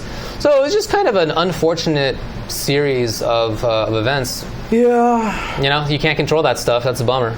Yeah, but shout-outs to Toy as well, getting 7th place. Another strong performance by a U.S. player. 17th, yeah, getting the same place as Justin Wong, who also played super well. 17th has a lot of Americans. Yeah. There's Chris CCH, Justin Wong, Chris T, K-Brad. Of course, also Xiao Hai, Haitani, Hurricane, so... Yeah, cool. I really felt like Justin Wong had a really good chance this year to make it really, really far, so... Sad to see him finish at 17th place. Agreed. I was hoping he would get top 8 this year. He's been doing very well. Yeah. Well, Flo, of course, was at Vegas. Flo lives, like, in Vegas. Yeah, he showed up. He's in Vegas. He showed up, so he was definitely there, so... But he didn't... From what I heard, he didn't play. He didn't enter his stuff. Yeah. Was that really Ryusei's first EVO ever? I don't know. Someone saying it was 9th place with Yuri in there. He was one that had the really awesome facial expressions, where it was like... Didn't see. He died to like some craziness. Like someone did something really sick on him, and his reaction was like his eyes were bugging out of his head and became like a meme for a little bit. So, but okay. Yeah. Well, he was BBCF EVO champion last year. Yeah, so hot dang. So he switched to Street Fighter and he got 9th in his first year playing Street Fighter. Okay, that is very impressive. Yeah. Very impressive. There you go. Okay, so it wasn't his first EVO. It was his first EVO for Street Fighter 5. Understood. Is what it was. Okay. That is really impressive. I didn't realize that was the same Ryusei. I'll be honest with you. Same. I did not realize I had no idea. it was the same Ryusei. Yeah. Okay. Anyway, a lot of good matches. That's something you can always count on for EVO. All of the top 8s, in fact, many of the pool... Well, I forgot to mention this in my stream review. Pools kind of suck at EVO. I'm going to be frank with you. Because there are so many players that each pool is not stacked, right? Maybe winners finals of the pool is interesting, but almost nothing before that is. I don't know what you do about that in terms of the stream viewership experience. I'm not really sure how to improve that, but from a stream perspective, it wasn't wasn't enticing. I mean, one of the first matches that I got on Street Fighter commentary with One Time Hero was You know, it was basically we just had to spend the whole entire time trying to talk about what they could do to play better. I mean, I've done the same thing with you and other people on Top 8 or in Pool's commentary for EVO, where you kind of got to make it up because it's just right. It's one of those things. Not interesting, you know it. You know, I know a lot of people have talked about this. You know, on the esports side of things, this is why we need more exhibitions and not to blah blah blah blah and like forget pools, don't even stream day one, etc. etc. I don't think I agree with that. I don't agree with that. But I'm not really sure what to do. It's just an observation that they're not interesting to watch. Right. So I'm not sure how to fix that. Probably a way to do something decently. So. Cool, man. That's Evolution. So we're going to talk about the announcements coming up. But is there anything else to say about the matches, the games? Again, like I said, I'm happy that they're trying to give a lot more shine to the side tournaments, that they're scheduling the side tournament stuff out. It really, you know, obviously Marvel had the issue where they got kind of bodied schedule-wise and everything like that. But, you know, hopefully, you know, they keep working on it and maybe next year they assign a TO specifically for that area as well. And, you know, the side tournaments just become more and more official. And, you know, that makes me happy about that. I expect it to become something that we don't even talk about 2 years from now as par for the course. You know, a lot of people are mad, and I know a lot of people don't think Marvel ever gets any fair break at EVO. Yeah. Cyber Japan agent won that one, dude. That's right. He played super good. Yeah. He is an excellent player. Yeah. So, man, I'm telling you, again, those Marvel guys, man, they were crazy. They were loud. Of course. Exciting and everything. They have a fun game. It's cool to watch. I still think maybe those guys can do a good job, you know, bringing it back. You know what I mean? It's got to have been rights issues. Yeah. Right? It's got to have well, been. I don't mean showing up at EVO. I just mean the community. Yeah. Just keeping it alive and stuff like that. I've started playing it again. I've been playing Marvel. Oh, yeah? Oh, yeah. Okay. And then Eunice was also super cool. Heiho was like one of the only Japan, because remember ahead of time Daryl Bunao said that there wasn't too many Japanese players, but he still got second place. Who won Under Night? Under Night was won by let me see here. Do we have side tournaments here listed here? Squish was the one that won. Dang, okay. But the cool thing about it was third place was like an Akatsuki player as well, so that was also super cool. Yeah, there you go. So seventh place was LPT with Byakuya, of course. Loli Maiko with Batista. Wow, both of them in seventh place. Okay. Fifth place was KFL Eltnum and Tari with Yuzuriha. Fourth place, Klim, the guy who was going for the trifecta, ended up in fourth place. So guess he sucks. No, just kidding. Yeah, obviously super good with Fonon Merkava. Third place was Saikyo with Enkido. Oh, it was first place who got Akatsuki. Okay, so second place was Heiho with Merkava, and first place, yes, was Squish with Akatsuki. That's awesome. Yeah, congrats. Shout outs to cool. Squish, dude. That's awesome. Good job to him. So Marvel vs. Capcom Infinite. 7th was Taekwa, Ghost Rider Nova Stealth with Zero Dante. 5th place was Dual Kevin, NB Dual Kevin with Hawkeye Dante. Noel Be Hungry with Gamora Rocket Raccoon. 4th place TPC Not Enough Damage, Ultron Doctor Strange. 3rd place TLT Tyson. 2nd place at CEO with Gamora Ultron. 2nd place MG Macho with Dante Dormammu. And 1st place CJA Cyberman Agent with Dante Dormammu. Macho lives in Chicago right now, but he was originally from Mexico. So technically, U.S. wasn't even in grand finals. Okay, I guess. Yeah, exactly. So there you go. He played really well. He's a good player. Yeah, but good stuff to also, back on the Under Night and Berserker with Enkido, because I don't think Enkido is considered one of the strong characters from what I remember. So, but yeah. Fenrich won BBCF. Justin Wong won Fighting EX Slayer. Smug won Ultra Street Fighter 4 to Punko. Super Turbo was run by Reno MD, a mostly online player using Bison. He's a Fightcade player, basically. Boxer Bison? No, Dictator Bison. Okay. So Bison had a good weekend. Yeah, wow. Because he also got second place in CVS 2. Wow. You know. Yeah. He didn't win CVS 2? Who won CVS 2? Oh, wait, actually, you know what? If Boss was playing CVS 2, then yeah, Bison probably won. Yeah, well. Yeah. E.T. won King of Fighters 14 again. Uda won Melty Blood. Guilty Gear Accent Core Plus R was won by Kadako May. Sailor Moon was won by Neil Russell, a.k.a. Corey Lanier, the guy in Canada who really promotes this game a lot. So, by the way, the character who won it, the one who has the full screen dash and goes into SPD and has infinite, the dash cancel infinite. Pretty unreasonable. Pretty unreasonable character. Yeah. Dang. I was like, wow. UMBC 3 was won by Joey D over Snake Tits. Vampire Savior was won by Dara Dimitri over Dying Jetta. Virtua Fighter 5 was won by Homestay Akira. Persona 4 Ultimax won by Superboy Ken. Pokken DX won by BXA Twixie with Chandelier and Aegislash. Azazel got second with my boy, the Machamp. First place for Kueme Enbu was Eda. Mark of the Wolves was TMR MLW with Kushnud Butt. And Third Strike was won by Ryan with Ken. Killer Instinct was run by Circa Nikki with Fulgore. Admira Arms was won by DTN KHU. Samurai Showdown 5 was won by Hoge or Hodge with Gyra. Teenage Mutant Ninja Turtles TMNT Fighters was won by Lord BBH with mostly Wingnut. He had to counterpick in grand finals with Raphael against the second place Raphael player. Dengenki Buko Fighting Climax was won by Kusanagi. CVS 2 was won by Boss with M. Bison, but second place was Dr. B. Sick. With S Groove. With S Groove. So there you go. I saw somebody listed as Dr. B playing on the SF5 stream in pools. Yeah. And it's been so long and I don't remember what he looks like. So I was hoping it was the same guy. And I guess it is definitely him. We saw him playing Dragon Ball on the Jump Off earlier. Maybe it was DBFC, not Street Fighter. Okay. Well, he showed up on a Street Fighter stream. Did he too? And later on as well.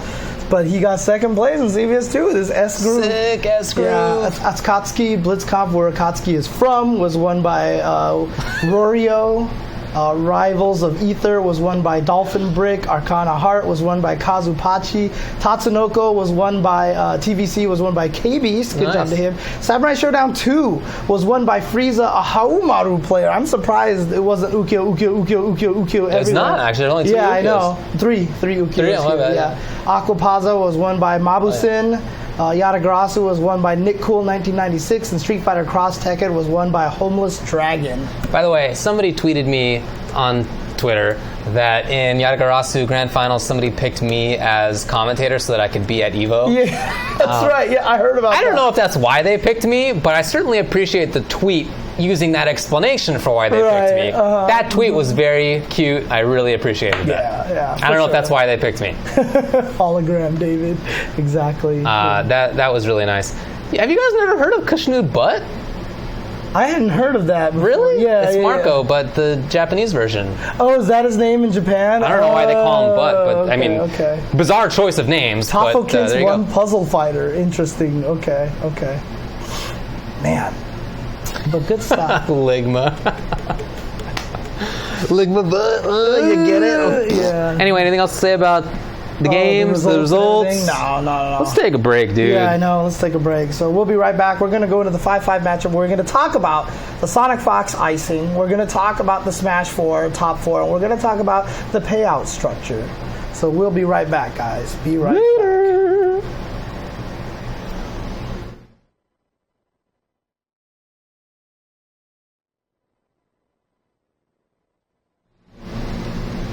The secret to good baking is butter and love. Yeah, especially butter though, from what I've seen. So we're going to talk about a few things in our EVO-related 5-5 matchup, wherein we discuss things and maybe disagree. Yeah, the intention behind this was to have some arguments, but it doesn't always occur. Yeah, I think it's also just good to just kind of bring up topics that aren't like directly related to stuff, and things like that. So So we're going to talk about three main topics here, three pretty juicy topics all related to EVO, right? So we're going to talk about Sonic Fox's icing of Goichi, right? Because I know there has been mixed opinions on that one. We're going to talk a little bit about the Bayonetta situation with Smash 4. Yeah. And we're going to talk about the prize pool payout because I've been having big old debates with people online about that one. Yeah. So which one do you want to go with first? Let's talk about the tournament payout structure. Okay, let's turn to... What I'd like you to do is explain to me why you want to create a hyper-capitalist fat cat situation in which only the richest people continue to get even richer by maintaining high 60 or 70 percent split payouts for first place. Mostly the reason you're doing things just so you can eat, basically. Maybe so. Yeah. Okay. So the main reason why, honestly, is because I still remember the year that Cien did not get paid a bunch. They did the spread. They tried to spread it a lot more, and the backlash from that has definitely been a lot higher. The backlash was so high that they changed it back the next year. That's how bad it was, right? The backlash for the low spots aren't as much. And even just earlier, Joey Fury was tweeting like, dude, why did Low High get so little money for first place? Like, he only got like 9K. That's so low. Like, you deserve a lot more than that. The whole thing about it is I don't want to preserve a fat cat kind of situation. I'm saying that everybody who says, let's pay the 7th place more money, my question is, where does that money come from? It's not going to come from nowhere, so it's got to come from somewhere. And if you take it from the first place, the people are going to complain about that. The backlash was so strong the one year they did it that everybody was mad. Eat the rich. Right, so the question is, but here's the thing, right? You did win the tournament. You bested a bunch of people. You kind of deserve to have a big prize pool, right? You deserve to get a large amount of money. That isn't to say that everybody else doesn't deserve money as well. They all deserve money. Like, I think we need to get to the point where we pay top 16 or we're paying top 32, depending on how many entrants there are. For something with 2,500 people, hell yeah, top 32 needs to get paid. My point is that where is the money coming from? And that's where a lot of people, like, you can complain about it, but nobody ever talks about the right way to get that money situation. You know what I mean? Everyone's always like, you should pay them more, and then there's no answer. And I'm like, that's fine. Where does this money come from? They're like, take it from first place. I'm like, here was the problem with that. And then people like, that's not valid because that's just a bunch of people on the internet complaining. And I'm like, what are you doing right now? You know what I mean? And so, like, it's a tough situation. It's a no-win situation. What needs to happen is there needs to be a means by which to get actual more money so that we can actually pay more of the players, right? That's the goal, ultimately. So whether it's through Matcherino, we do crowdfunding, but then Markman came and chimed in, and he said he tried to do crowdfunding. That King shirt that was sold at the 10-0 booth was meant to be crowdfunding for the Tekken prize because Bandai Namco didn't give a pot bonus for Tekken this year. That's why Lowhigh only got $9,000, right? So he tried, but Japan's not on board with that kind of thing, and he couldn't quite get, there was a lot of logistics behind getting the crowdfunding to work, et cetera, et cetera. So it's a tricky situation, in my opinion. It's a tricky situation. So what do? Do you raise the entry fee?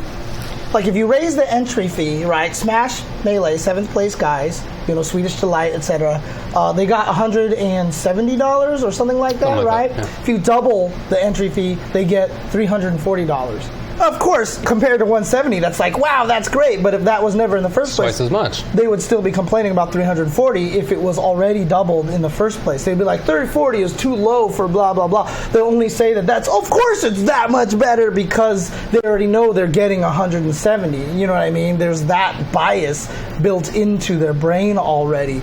So I don't think people would have been happy with 340. And then you're doubling the entry fees, and now a whole bunch of people are like, man, I have to spend so much money to go to EVO already, and now the entry fees are doubled. Screw that, I can't go, blah, blah, blah. Because when they raised the venue fee $20 one year, everybody was like, man, you're basically making it so I can't go to EVO anymore. Yeah. People don't know the history of all of this stuff happening. And so when I see people complain about it, it makes me angry. It makes me like this because people don't understand understand that nobody is happy with any situation, and I want people to understand that everybody's trying their best to make everybody happy. It's just, it's hard because money doesn't come from nowhere. It has to come from somewhere. You know what I mean? And people just want to complain to complain. And this is the biggest problem with the internet, with social media, is that people complain and never offer a solution. And that's all I want from people, is I want people to offer a solution if you are a valid voice complaining about it. But nobody ever does, except for take it from first place, screw first place. Everyone who complains about that is stupid. And I just don't see that, because, like I said, the backlash was worse when Cien won than in this situation that we have right now. Also, higher prize pools for first place has more prestige.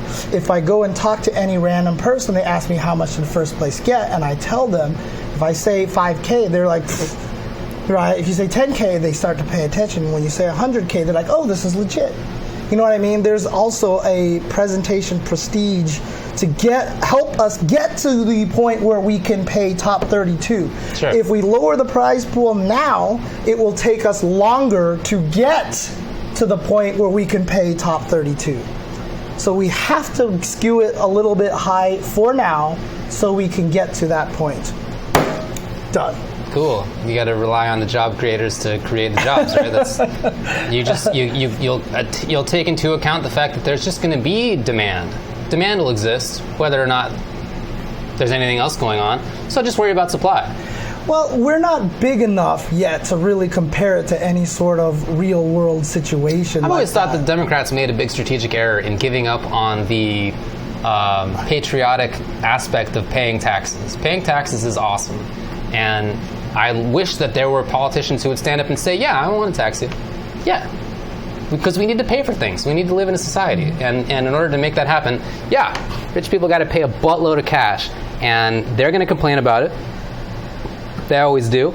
But that's how it's got to be if we want to have a livable society for everybody else. That's just how it is. Or else you end up in a situation like we have now where two people have $1 trillion. Right. That's not sustainable. So instead, yes, I want to take it from first place. Mm-hmm. That's definitely where I would find the money. I understand that people who finish in first place will complain. Also, sycophants who want the top to do well, even though they are already doing well, which is a big percentage of the population, both in the FGC and anywhere else, they'll also complain, thinking that they're just temporarily embarrassed millionaires who someday will also win a major tournament. And when that happens, they want to win $100,000 as opposed to 80.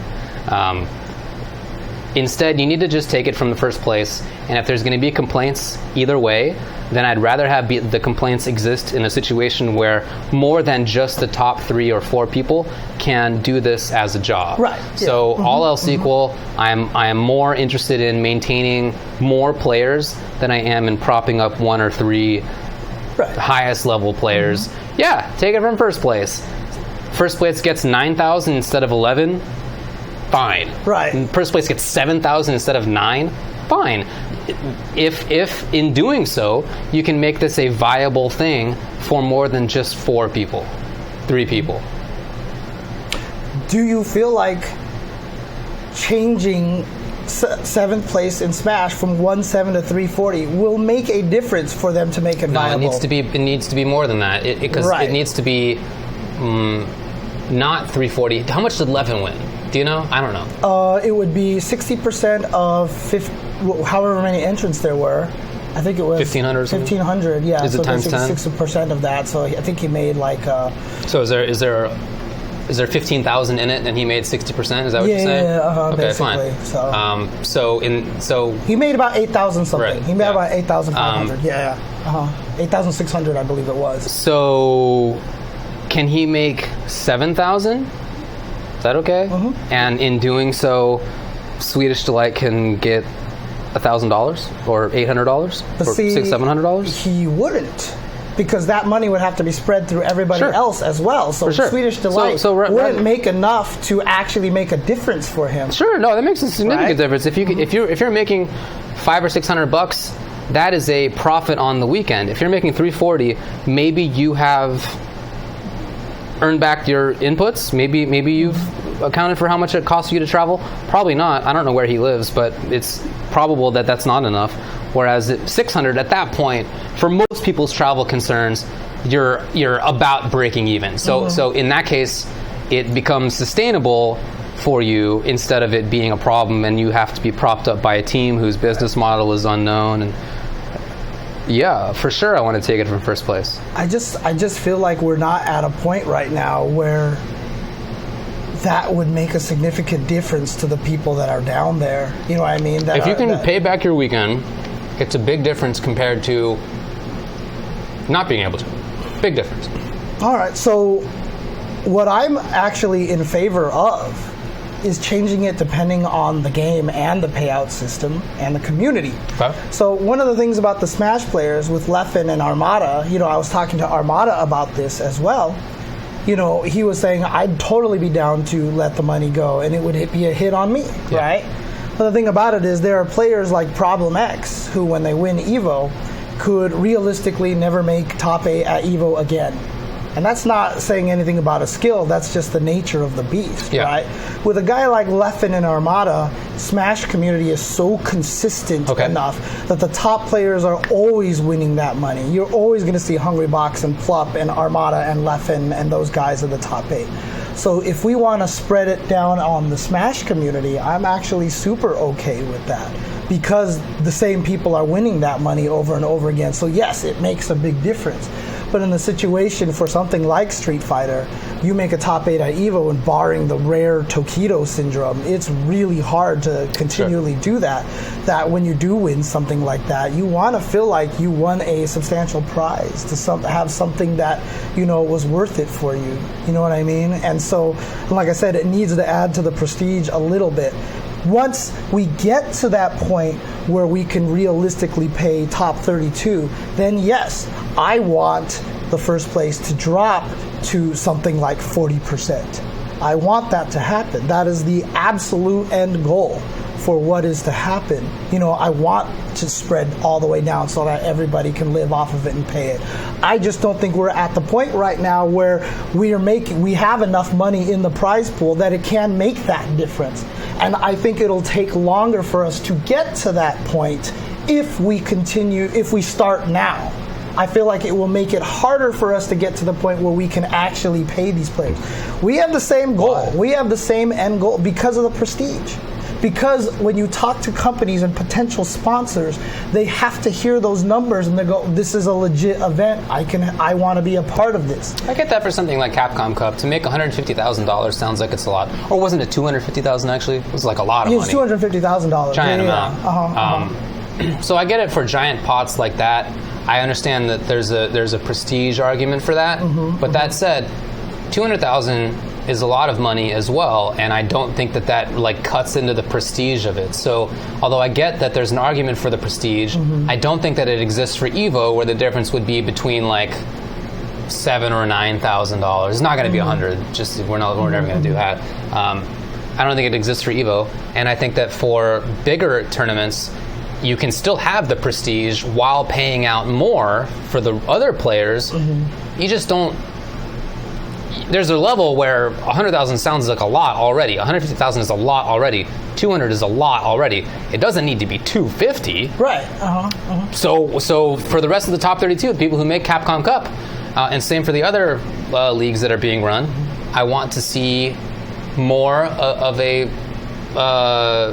more money reaching the players farther down, because that prestige, I feel, is not really significantly negatively impacted by doing so, while also making it viable for more people to be able to compete as a job if they want to. Now, if we're talking about something like people have suggested moving, so right now EVO does like a 60, 20 or 60% something, and then 20%, et cetera, et cetera. 60 and 20? Yeah, I think so for first and second. Wow. If we can change it to maybe 55 or 50% and spread it down a little bit more, I think that would be okay. I mean, it's better than 60 to 20 is crazy. I know a lot of people are also talking about EVO in terms of like EVO just must be sitting there making a shit ton of money. They need to put some of that money in the pot. I don't even know if that's true. Curly W just mentioned in the chat as well, because Curly W is like one of the best bracket makers in the world, right? So he offered his services up to EVO, and EVO's like they can't afford him. Yeah. You know what I mean? Yeah, I suspect that EVO is not making a killing to the extent that each of the people organizing it is like getting rich off of it. Right. I think the event, I'm sure, pulls in a ton of money, but you gotta remember the costs involved, gigantic amounts. So I feel like it's probably not the case that like Wizard is getting rich on it. Yeah, for sure. So I mean, that's the thing is like I'm hoping eventually we can get more sponsors, because Cool Kid got like $2,000. Right, he got over $2,000 for his 8th place spot. Right, it's pretty good. It's not. I think a big part of that is because of the shirts, right? Yeah. No, the shirts only paid out 9th through 32nd. Okay, cool. They use the shirts to pay out 9th through 32nd. Good. So, but Cool Kid didn't make $2,000 some. That's great. Right? So that's good. For sure. It's like I said, it's different for the amounts. For obviously the prize pool is a big deal, and for Tekken, Low-High getting $9,000 was because Tekken didn't put any pop bonuses into that as well. Nintendo has never put in a pop bonus into any of the EVO tournaments. Again, for me, it's like a case-by-case basis. Right now, with the Smash guys getting $170, it is really lame, and I'm happy that Leffen is giving some of his money. Awesome. In fact, I have no qualms about that at all, and I'm super happy for him. Definitely. Super proud of him. Definitely. I think that is a great move, right? So, like, if you told me, like, he shouldn't have done that, I would tell you to go away, basically, because he has every right to do that, right? Yeah. But the thing is, like, it was his decision, and I respect it, and I really, really respect it. And again, he has the chance to make that money again. A lot of people don't have that kind of situation. Rewind won EVO. Yeah. What are his chances of winning EVO again, even in MK11 and stuff like that? We don't know. He may never make a top 8 again, right? Probably so not, it's different with a lot of different games. I think 60 is much too high. I feel like that has roots in the old times of only top 3 get paid. Mm-hmm. It's just the tournaments are not 100 people anymore. They're 1,000 to 2,000 to 2,500. It's got to be different than it used to be, and I want more people to be able to do this. Not just as a job. That's nice if somebody wants to do that, but it's also just there's a feeling to getting paid from a tournament. So at least getting your entry fee back. That's nice. It makes you want to do it more. Right. Like it's sort of a carrot to keep you engaged. It's not the only thing. Obviously, you have to want to play, but if you feel like you're really far away from ever actually making this into a thing for yourself, if that feels unattainable, then you're just not going to do it. So the worry that I have, less often anyway. The worry that I have is that there just isn't enough money yet, that if you take it away from first, a lot of the people winning first won't believe that they can still make this a job. Just don't believe it. Because it's just not enough money yet. I don't believe Not enough money yet. In the future, sure. I don't believe that even $5,000. I don't believe that is not a reason to continue. All of the players winning tournaments are sponsored, right? All the players who won EVO are sponsored. Like 2 or 3 people throughout all the top 8s we discussed are not sponsored. So they're all doing something. But $5,000 is nice. It's a nice carrot to keep going. Yeah, it is. People actually think ESPN pays EVO to broadcast. I don't know. That's not how it works usually. Those channels usually sell spaces and you buy the spaces. Depends on it depends on the event certainly, but ESPN pays the leagues to broadcast. Right, the big stuff. But like if you're small, like the one time MLG got on there a long time ago with Halo, they definitely paid ESPN to have that spot. So. Yeah, I don't know what the EVO situation is. I'm not sure whether they paid or not. Right. I'm not but sure I mean, he's right that at least for some things, people have to pay ESPN. That seems unlikely to me in EVO's case, but I don't know either way. Yeah. Yeah, I'm not sure. I have to look it up. So I'll have to look it up to see how it works. But in conclusion, bring back the 90% tax bracket at the top marginal rate that existed in the 1950s. Also make it so that inherited money is taxed extraordinarily high to prevent any hereditary upper class. I'm not even sure what any of that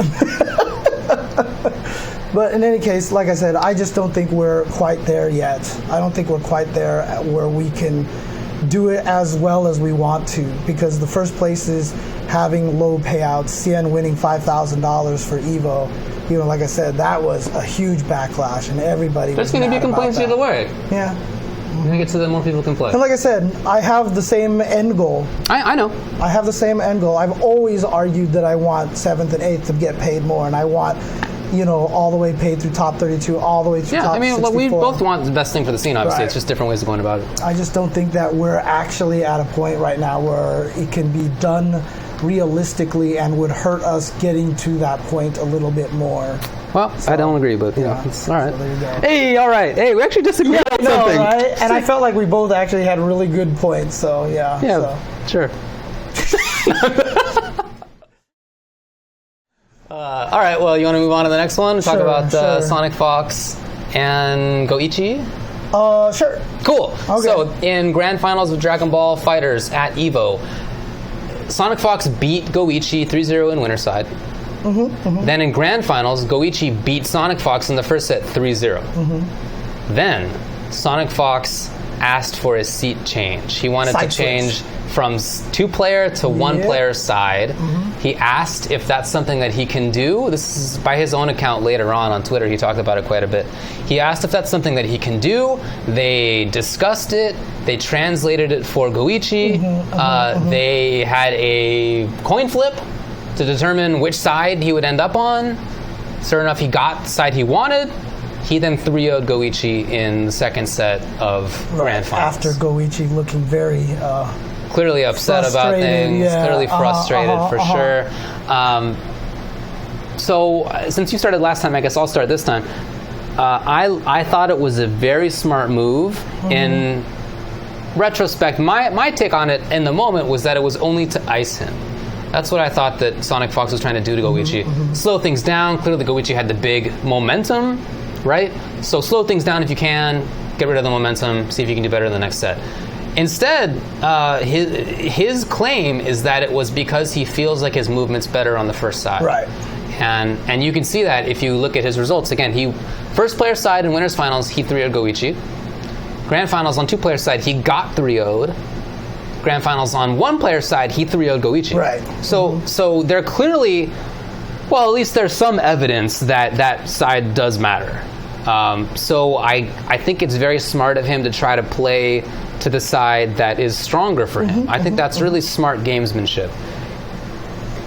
I also suspect still that there was an intention to ice Goichi, which I love. I think that's so smart. I love the idea of playing the metagame, the game outside of the game. That term is often just applied to strategy in the game, but it's never the right answer. It's not the original meaning of that term. The original meaning of that term is the game outside of the game or above the game, and that is exactly what this kind of gamesmanship is about. I like it. So there's, people made the immediate contrast between this and what happened in E-League Grand Finals when there was a E-League required break between the sets in Grand Finals, right? It was E-League's choice. It wasn't the player's choice. My differentiation between the two is that in the case of Sonic Fox icing Goichi,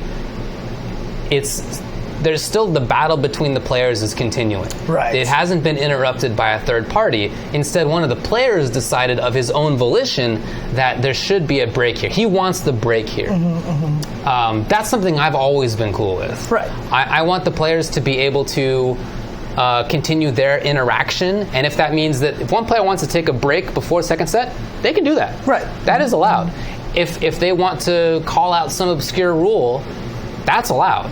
What I don't like is a third party, some outside influence saying, hold on folks, momentum's over. They're making the decision. I don't like that. But to the extent that it's like an E-League, I don't like the E-League made the choice. Okay. But to the extent that it's the player's choice to ice or to delay or something like that, I think that is very much in keeping with the spirit and obviously the letter of FGC rules. Yeah. Get him, Foxy. I don't think Sonic Fox did anything wrong. I think it was perfectly correct. I mean, that's something that you can do. You can switch sides. It's in the rules. And it's always been in the rules. You don't see it that often anymore. But, in fact, in previous times, it wasn't uncommon. In MK9, it was super common because one player had an actual real advantage. Right. Trades didn't exist in the game, and one player just got the trades. So it was a real reason to have that. And you know, back in the arcade days, it was more common, I felt, that players had like a side that they were good on. Yeah. So if you knew that... Apology Man would always fight for one side because of his firebrand. He could do the wall fireball thing better on one side than the other. I remember at EVO was it Grand Finals that it was him versus Kane Blue River? Right, it was, right? Kane Blue River versus Apology Man Grand Finals? In any case, when they played at EVO... that was Ray Ray. He fought Ray Ray in Grand Finals, Kane Blue River, right?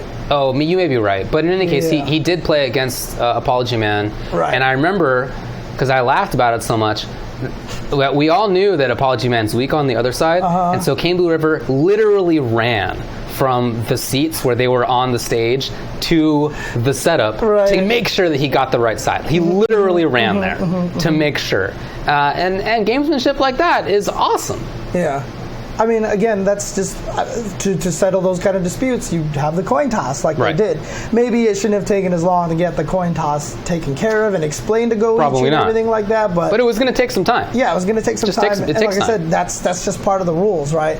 If Sonic Fox is being honest and he wasn't trying to ice Goichi, whatever. I mean, to be honest with you, with Goichi, you could tell he was not happy about it because even after the event was over, like you could tell he just didn't want to shake Sonic Fox's hand. I felt like he felt like that was a little extra dirty, you know, kind of thing like that. But you know, as a player, but the thing is, as a player, you have to realize what is legal, what's not legal, and you could just have him say, "Oh, I want to switch sides." You could be like, "Let's flip for it," and then just be done with it, and not let it affect you.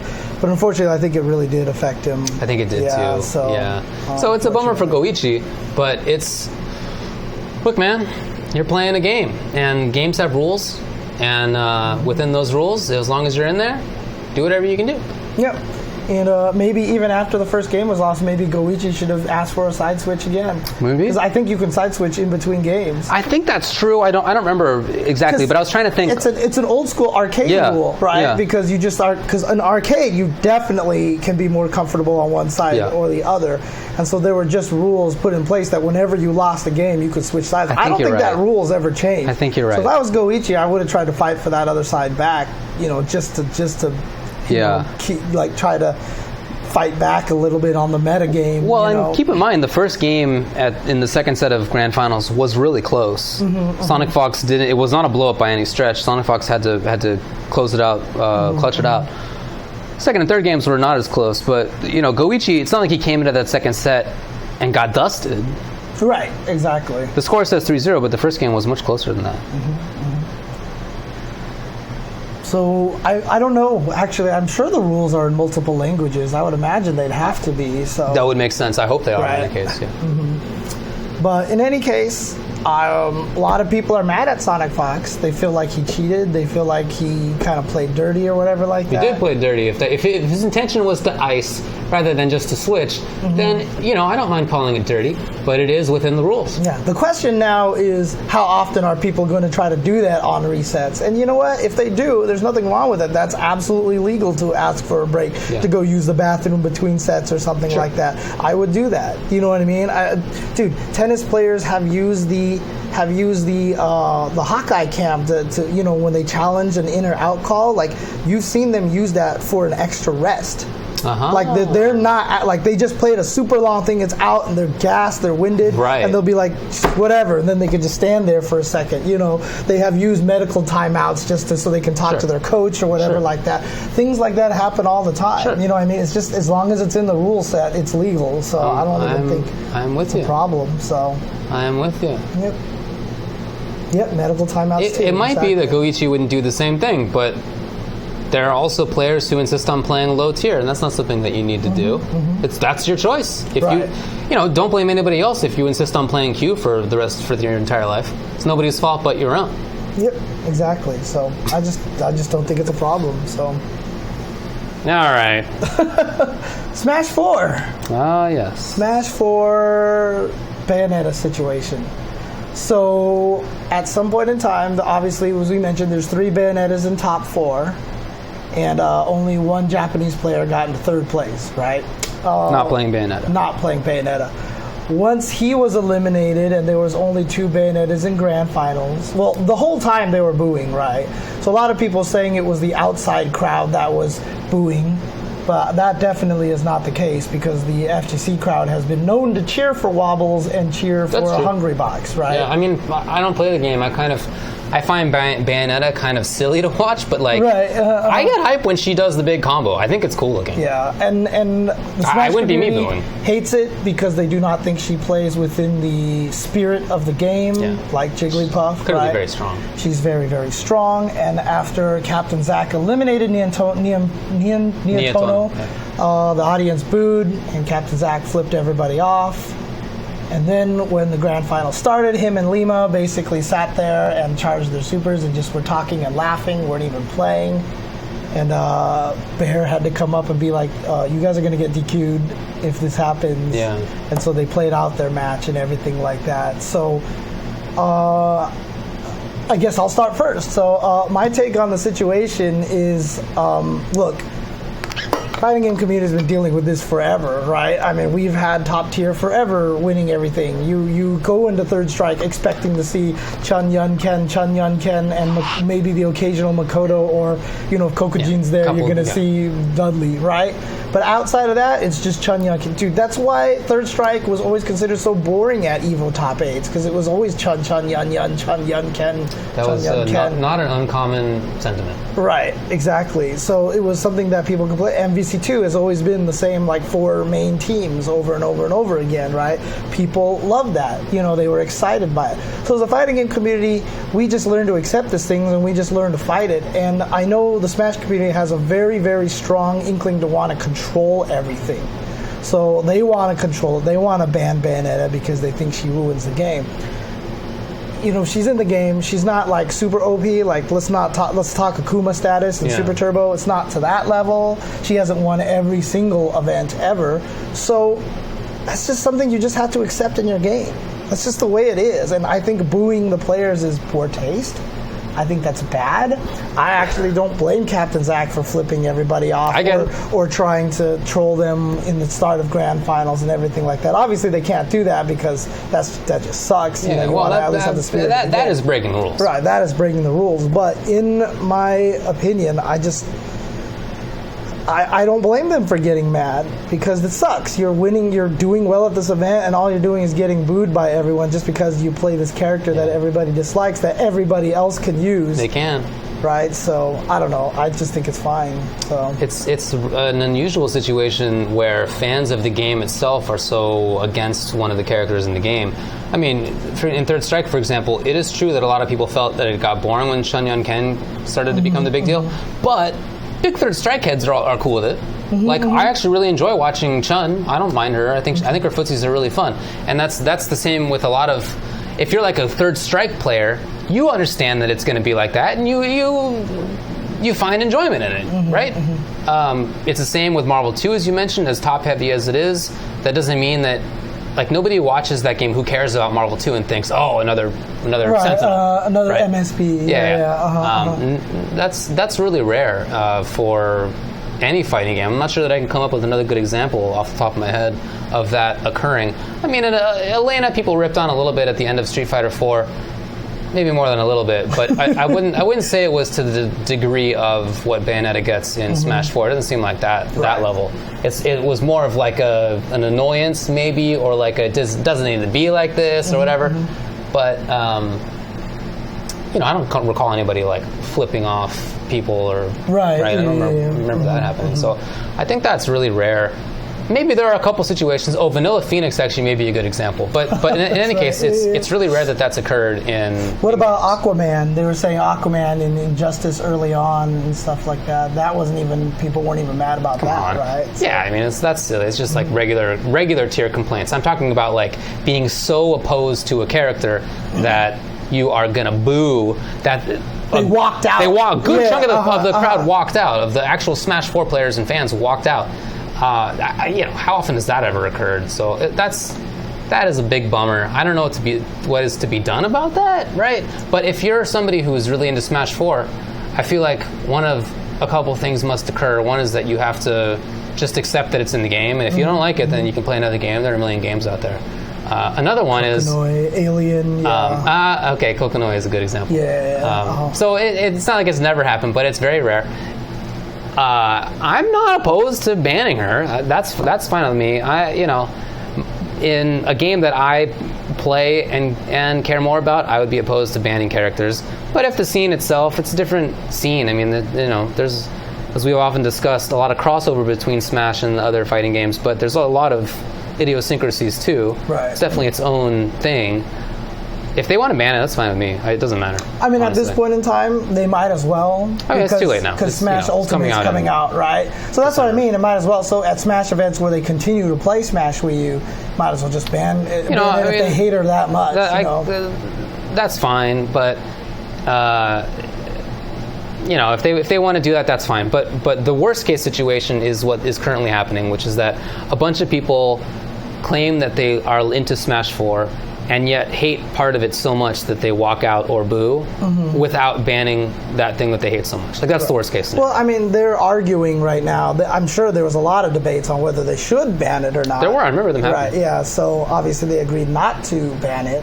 So a lot of people out there who are pro-banning it are probably just going to be really upset at it. Probably. And use this as like, see, I told you kind of thing. Sure. But... I mean, I think that there can be situations where a game is better off if you ban a character, even if the character isn't ruinously strong.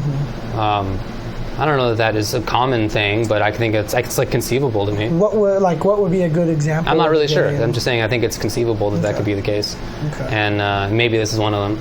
But for sure, what they have right now is the worst case. So, adapt, fine, or change the rules. But right now, it's the worst case scenario. So that's something's got to change. Maybe the game is what changes. I think it's going to be a big difference because Ultimate, I've heard Bayonetta is not nearly as strong over there. But see, why would you even ban Ice Climbers and Melee? They're not even top characters in that game, even with wobbling. Yeah, I mean, there's nothing. It's not something that I would want. That's not it's not the style of the scenes that we come from. But I do understand that Smash comes from a different place. So, Right. But Melee certainly has... if you're not going to ban Fox, you're not going to ban anything. Right, exactly. Right? I mean, Fox is the most broken... The guy character's wild. I've got a one-frame jump cancelable shield that does all sorts of crazy things. I don't understand. I don't understand. And even Mango has been like, dude, Ice Climber's not even a problem. Yeah. He's like, they're so easy to beat. You know what I mean? So I don't know. Yeah, it's one-frame safe DP. God, Fox is... I don't want characters in the other games to be banned. I just, nowadays it's so rare that a character is so strong that it requires banning. But on top of that, the rest of the FGC comes from a place where you didn't change things like that. You didn't ban things unless it was ruinously oppressive. In the case of ST Akuma, which is very rare. Yeah, so. Exactly. So, okay. Well, But yeah, I mean, it sucks for now. I feel bad for Captain Zack and Lima. Personally, that's the people who I feel bad for more are them. Right. If you hate a part of the game so much as a fan that you would boo or walk out, just stop watching the game. It's easily solved. Whereas if you are somebody who wants to win at the highest level of things and you make it easiest for yourself to do that, props for you. So let's say there was no Ultimate. What would you say is the right thing to do for the community at this point in time? I don't know, man. It's not my community. But, I mean, like I said, either have people adapt to things and just, I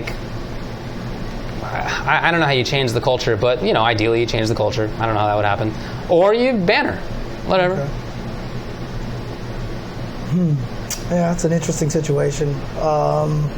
Hopefully the next game will solve a lot of that problems, because I know a lot of the Smash Wii U players are looking forward to moving on to the next game already. It's going to be a faster paced game. It's going to be a lot of interesting...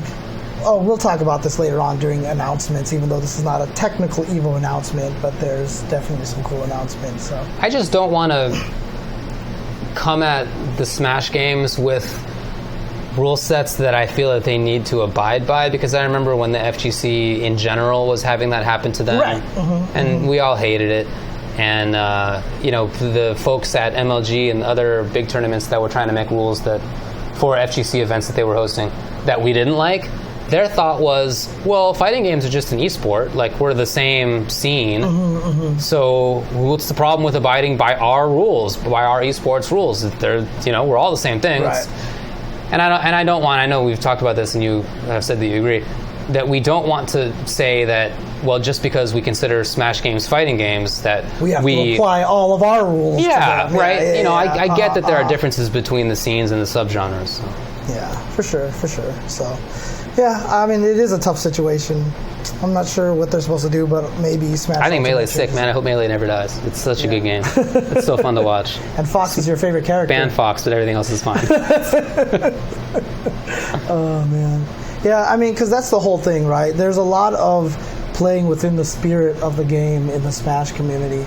And I think one of those things, that's the reason why a lot of people don't think Fox is broken, because he plays within the spirit of the game. He's trying to fight you, he's rushing down, it's a very close range, whereas Jigglypuff sits there and camps on the ledges and things like that. And Bayonetta can kill you at super low percentages with combos, and Witch Time is super good. Yeah, it could be a dodge in the air and cause Witch Time and stuff like that. So,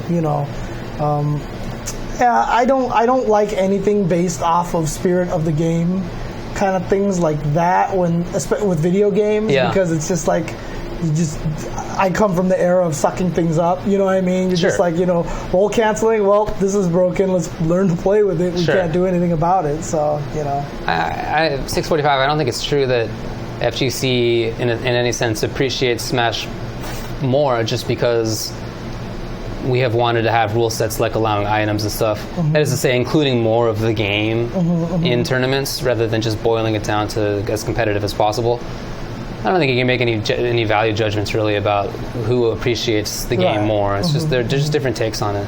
To me, I like the idea of competitive Melee without items. You know what I mean? So I like how it is, and I think if they can control it, then that's absolutely what they should do. So, but like I said, the only way you can control Bayonetta is just by banning her or not. So. I have news. No, pretty good character. No competitive Power Rangers. I don't think there is. Wasn't even Anime EVO. Do you ban Pet Shop? Pet Shop was which game again? JoJo's. Oh, was he? The bird character who doesn't have. You can't hit him low because he just doesn't have a hitbox. He's just flying. And he does crazy damage. He has a small hurtbox regardless. He's really tricky stuff. Do you ban him? From what people are talking about, sounds like yes.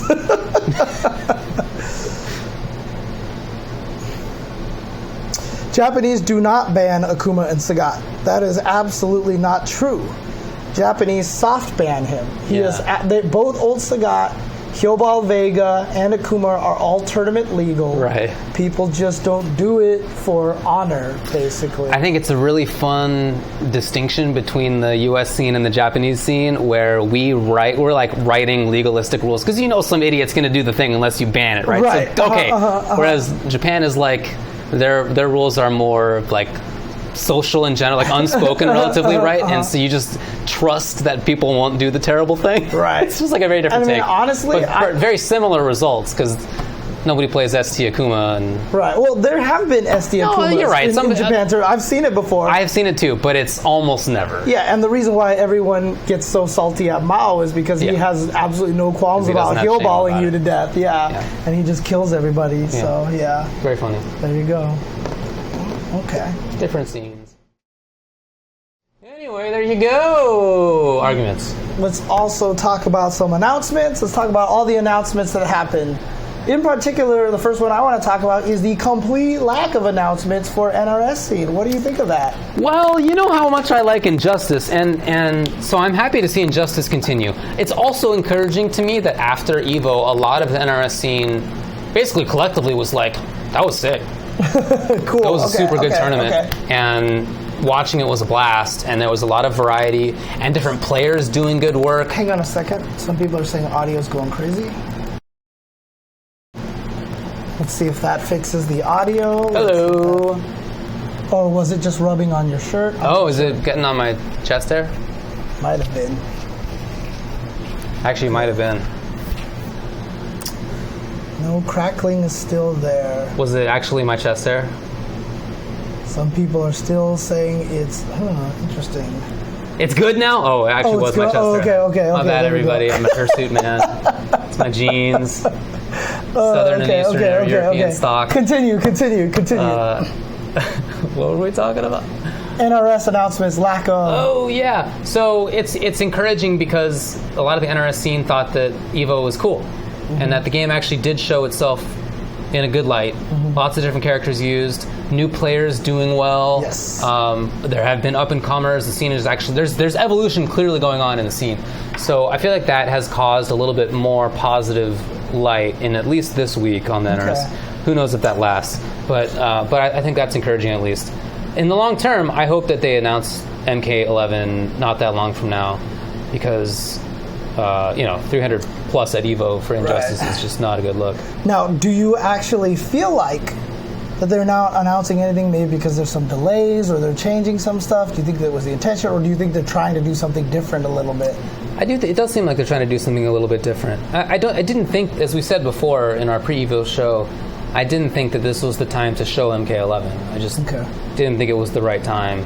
Maybe if it had been a Sunday game with 1,000 entrants, maybe a different story. But yeah, they could be saving the announcement for IPS finals or something like that. I think that's much more likely. Where is the IPS finals this year? I'm not sure. It's a good question. Okay.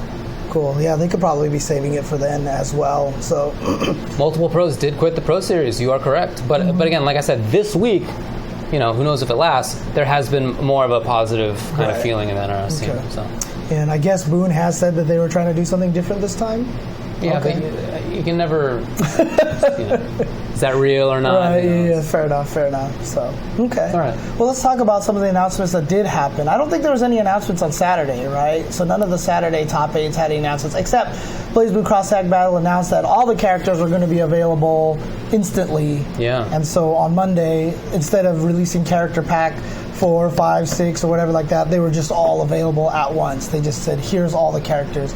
So I've downloaded all the characters. Obviously, I've been messing with the first character that I messed with wasn't even G or Sagat. I just started messing with Yuzuriha right away, because she's basically female Johnny, right? So, right. I was like, and she was super complicated in Uniel, so I didn't use her there. So I was like, she's definitely going to be easier now. So let's see if I can make her work. And so now I'm trying a Yuzu Jubei team. Cool. That sounds fun. Yuzubei is what I call it, basically. And it's a weird team so far, and but I just want to use the cat because Jubei is really cute. Yeah, I think he's good too. But interesting is all the characters are announced. That's super cool. I think that's exciting to have all the characters out now. Let's just do it now.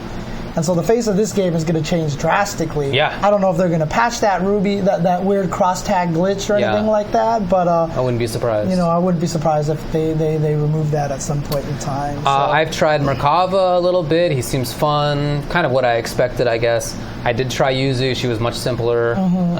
Seems strong, I feel. A lot of screen control, a lot of crazy side-to-side mix-ups potential.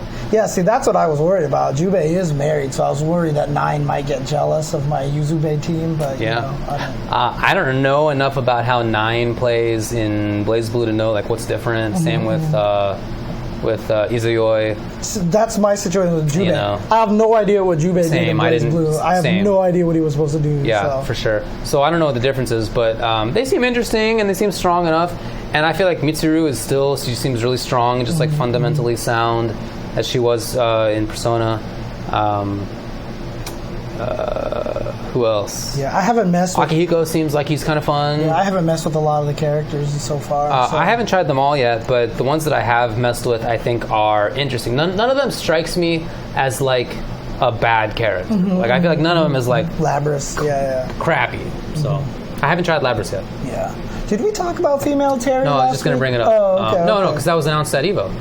That wasn't announced at EVO, was it? It was announced right before EVO they announced it. Or maybe it was on my way to EVO or something like that. It was announced Wednesday or Thursday. Okay. Yeah, I don't know. Yeah, right before, okay. Yeah. So female Terry in SNK Heroines, right? Yeah. That's cool. I haven't paid attention to that game, to be honest, but I think that's very funny. Okay, so you enjoy the I'm down with it. I think it's cool, yeah. Busty Wolf. Yeah, I like it. Busty Wolf. Yeah, it's definitely you're not down with it. It's an interesting decision. Okay, fair enough. Interesting decision. At least they could have spelled his name. They should have at least spelled her name with an I instead or something like that. Terry Bogard or something. But I mean, why not just put in what's her face, the girl who's the big Fatal Fury, the Dan fan. What's her name? Anne? Shit, I forgot what's her name? She's in Alice. That's what it is. Alice. So why not just put in Alice and just make her play like that, It's Terry. Yeah. Terry's been in other things too. Like he's got announced for mobile games. He's been announced for Fighting EX Layer. Also in Fighting EX Layer. Yeah, he's going to be in Fighting EX Layer. So, it's literally male Terry who wakes up overnight as a female. Like it's literally him, and he's like confused as to what's going on. So he's just. So if it's still male Terry, he keep the heat? He's changed pronouns? Or? I don't know. I'm not trying to be glib. I'm not really sure what to do about it. Oh man. Like, did you see the new Jumanji movie?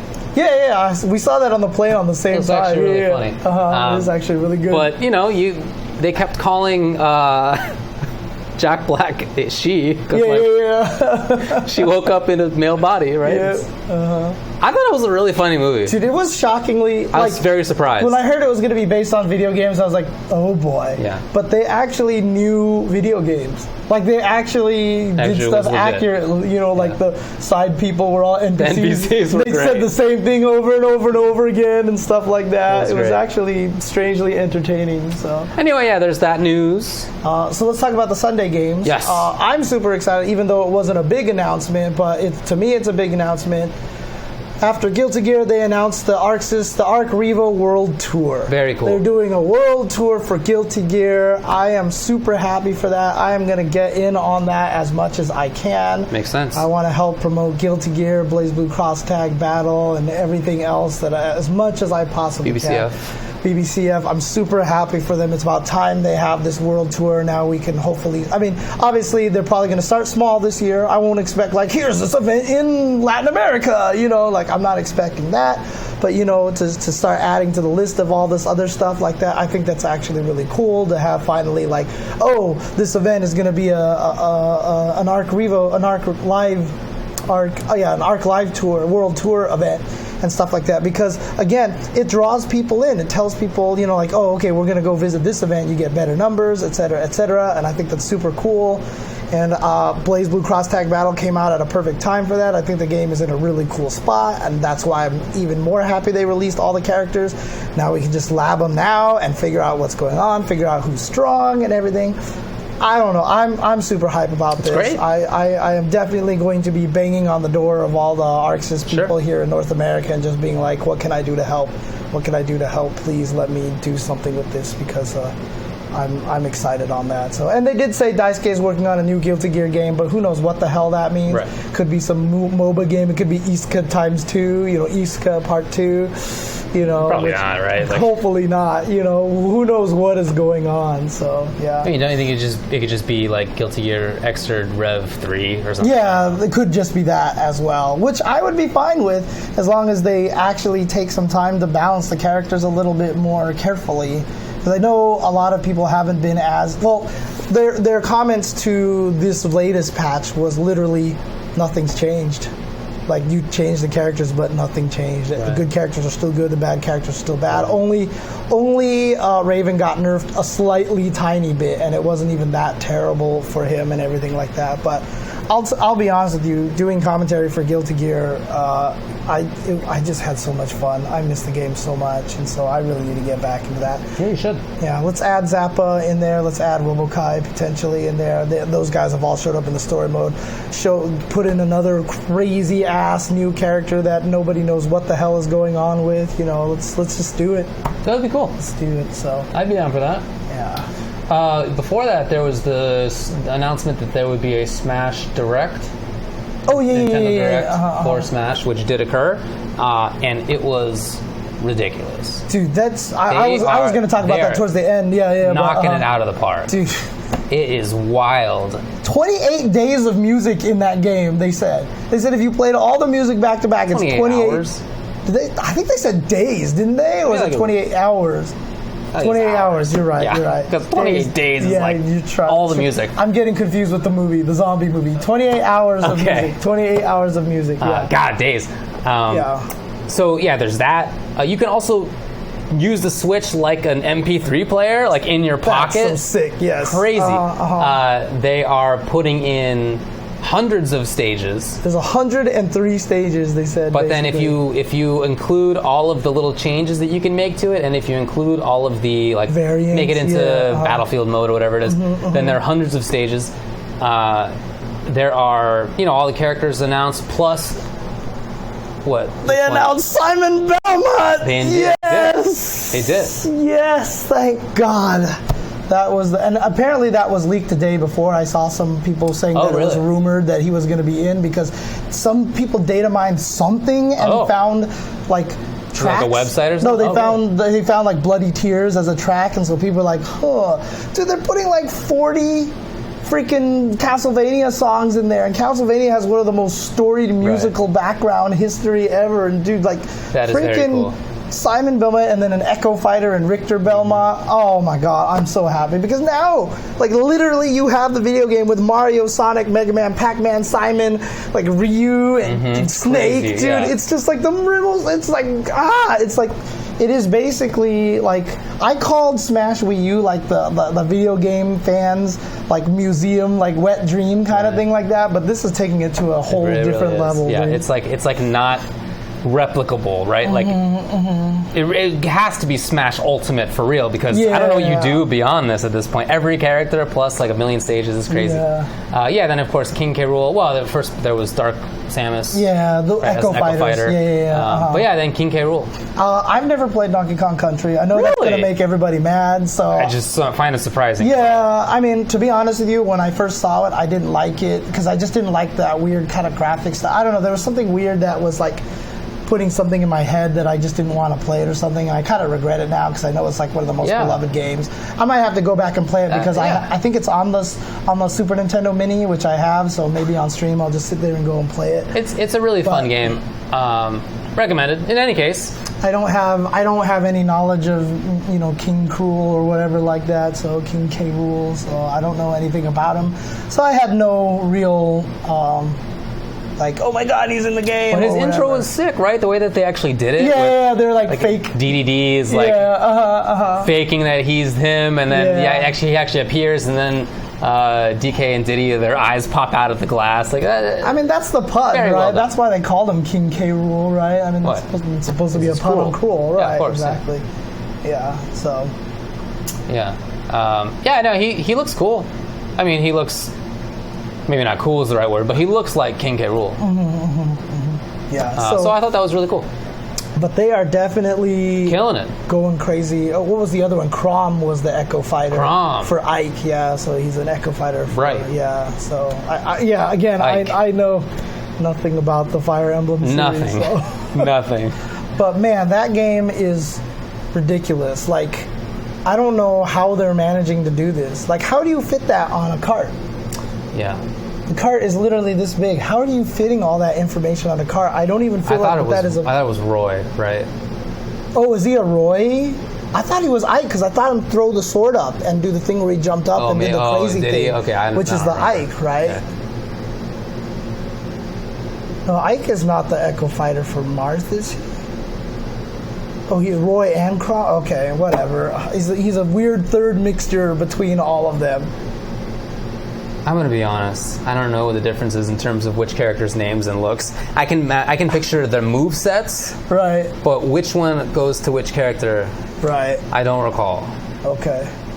That's really weird. It's a confusing series for me. But yeah, anyway, the Smash Direct was so good. It was almost kind of silly how good it was. Really? Yeah. Like they even showed the menu, and they talked about how you can set up tournaments and like all of these little game engine things that they're changing or adding for people to play with. Super meter. Right. What do you feel about Super Meter in actual Smash combat?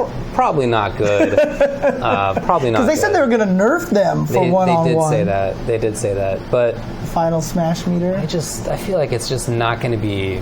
Because I feel like if you knock someone off the edge and you have Mario's giant fireball thing and you just throw it out there, that's it. There's nothing they could do. Yeah. So part of me thinks that it's probably not going to be legal unless they can figure out somehow to really, really balance it or something like that. I just don't see it. Some of them are just so abusive. So. Yeah. Anyway, it was cool. Yeah, I'd really be surprised if it was used in competitive play. Yeah. I don't expect it to be. But there was even one menu item that was blurred out. Right. So there's still something that they're going to reveal before it gets to the end, and I can't even imagine what the hell. Oh, I have no idea. Possibly. And if you saw the big banner that has all of the characters on it, there are still some spaces where. Oh, really? Okay. Conceivably, you could fit a character. Like you don't need to fit a character, but conceivably. One could fit. I don't know. I honestly just didn't think they were going to be adding anymore. I thought it was done after the last Direct, but so it's actually kind of crazy. So I wonder. I mean, they even put in Shovel Knight as an assist trophy in there, which is actually pretty funny. So okay, all right. So that was the Smash announcement. Which one was then next after that? Tekken, of course. Tekken, where a character was announced. Well, they announced Lei and Anna, which made everyone. And at first they said, "Welcome to Season 2." Right. And then you started seeing these crazy ass wall bounces and stuff, and I was just like, "This is beautiful," because it's more viewer friendly stuff. It looks sick now. It looks sick. So I'm wondering how that's going to work. Are they going to make it so screw attacks cause wall bounces? Maybe the moves that specifically do the screw attacks cause wall bounce, or is it any move is going to cause, like, are there going to be wall splats anymore and everything? Right. Because the wall splat has always been an odd mechanic and been kind of weird, and it actually ruins combos in a lot of situations. And so I'm curious how they're going to implement it, but like, it's such a great visual thing, right? So it's really, really cool. But putting Anna in there, and she freaking hits you up into the air with a rocket launcher and then blasts you out of the sky with a bazooka was just like the goddamn funniest thing. And I was like, okay. She looks really good. I was really happy with how she looks. And then I thought Lei looked excellent. Like, they did such a good job with her. He looks so good. And so Nate, Nate Dogg, right? That's his main character. Okay. Mark apparently never told Nate. Really? He actually hid it from him, and there's actual video footage out there of Nate crying about how happy he is that Lei is in the game. I guess if you're Nate, you think to yourself, like, if Lei is going to be announced, Mark's definitely going to tell me. Right, So you're just, like, sure that there's not going to be a Lei because Mark's never told you that. Yeah, nice job to Mark. That cannot be easy. So he hid that from him, and he said that there's a legit video footage out there of him just like in tears. He's so happy that Lei is in the game. So I think he looks really good, and his playstyle is really cool. So I'm happy to have him back. And then the cool thing was they did announce one new character. We'll get to that in a second. Yeah. But when they showed it, they showed that there was going to be 3 more characters. And the way that they did it, they were in black boxes, and then there was a red box. So it looks like there's only going to be 1 guest character, potentially. Right. And then, of course, the guest character turned out to be, of all crazy... I mean, like, the whistling started, and I was like, huh? And then they, showed the silhouette. Like, and then they showed the silhouette, and I was like... And then he started talking, and I was like... Yeah. And then it said, Tekken Cross Walking Dead, and I was like, oh... I was still like, what? Yeah, and then they announced Negan. Negan from The Walking Dead. Talk to me about who Negan is. Negan is basically kind of like the bad guy of The Walking Dead. He's the show is more about internal human strife than it is trying to survive zombies all day, right? And Negan is basically the bad guy. He's known for having the bat with all the barbed wires around it, named Lucille. And, really? Okay. Yeah, and he recently, I can't talk about, like, guitar? Can I actually do Walking Dead spoilers in here at this point in time? Oh, yeah, maybe that's not a good idea. Is there anybody in the chat who doesn't want to hear Walking Dead spoilers? If I see anybody say no... Okay, some people are saying nope right now. Or it's fine. Don't bother. Yeah, I'm not going to bother. But, like, he's been known to, take out some crucial characters and stuff like that. So, that's the joke that I mentioned earlier, but I won't go any further than that. But yeah, that's all I know about him is that he's the bad guy. And according to Michael Murray, they're like, well, you know, apparently everyone liked the Geese and the Akuma bad guys. So like, let's try to throw in as many bad guys as they can. They're both fans of The Walking Dead, so they like reached out to them to do that. And there was even a tweet from a while ago of like Harada joking about talking to someone about The Walking Dead, and now everybody's like, oh, okay, so there you go. So wow. Well, yeah, I feel like that is a strange reasoning. Like to take the lesson that everybody liked Akuma and Geese because they're villains. Like we like that because they're cool, sick characters from other franchises that we have all played, right? Like the fact that they're villains is like kind of secondary. Yeah, if even that. It's weird because now essentially, The Walking Dead, Final Fantasy 15, Street Fighter, King of Fighters / Fatal Fury, and Tekken all take place in the same universe. I just want to see what they're going to do. So then, are the Marvel characters also in the same universe? It's true, they are. They're all in the same universe. So in the Darkstalkers universe is the same thing? Yep. Mm-hmm. They're all in the same. Mega Man's in the same universe. Mega Man's there. Forgotten Soldiers, you know, Legendary Wings, Quiz and Dragons. Yeah, they're all in the same universe. So there you go. I mean, I bet you can find like some mobile game where there's a Marvel crossover with some wild stuff. I just gotta wonder though, how weird is it just to have Negan fighting in that game? It's just gonna be like, is he gonna walk around being like, I walked through this like teleport, what am I doing here, kind of thing like that? You know, like what is this explanation why he's there? And then someone made the best Photoshop ever, which they photoshopped Negan in the shower head and like the little swimming ring and everything like that. And they were like, thanks, Tekken. And I was like, okay, that's good shit. That actually is hilarious. Yeah. It's actually really funny. So. It's got to be a surprise if you're whoever is Negan's actor.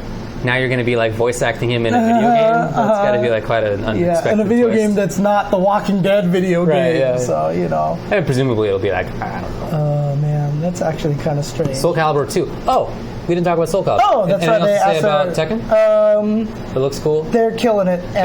Predictions on the 3 other characters. I want Julia, and I want Roger. Oh, Roger would be sick. Those are the 2 characters that I tried to learn, and they're both strangely not in the game. I'm down for Roger. Yeah. P-Jack. Another Jack. Yeah, Julia's got to be in there. Marduk would be very cool. Be a good one. I'm down for that too. But I know they didn't want to put in. Roger because they were afraid of beating up on animals or something like that, which is weird because there's bears in the game. Maybe they will put in Gon. Maybe they'll just put in the little tiny Tyrannosaurus pack in there. So, is Julia dead? Is she actually dead? Whatever.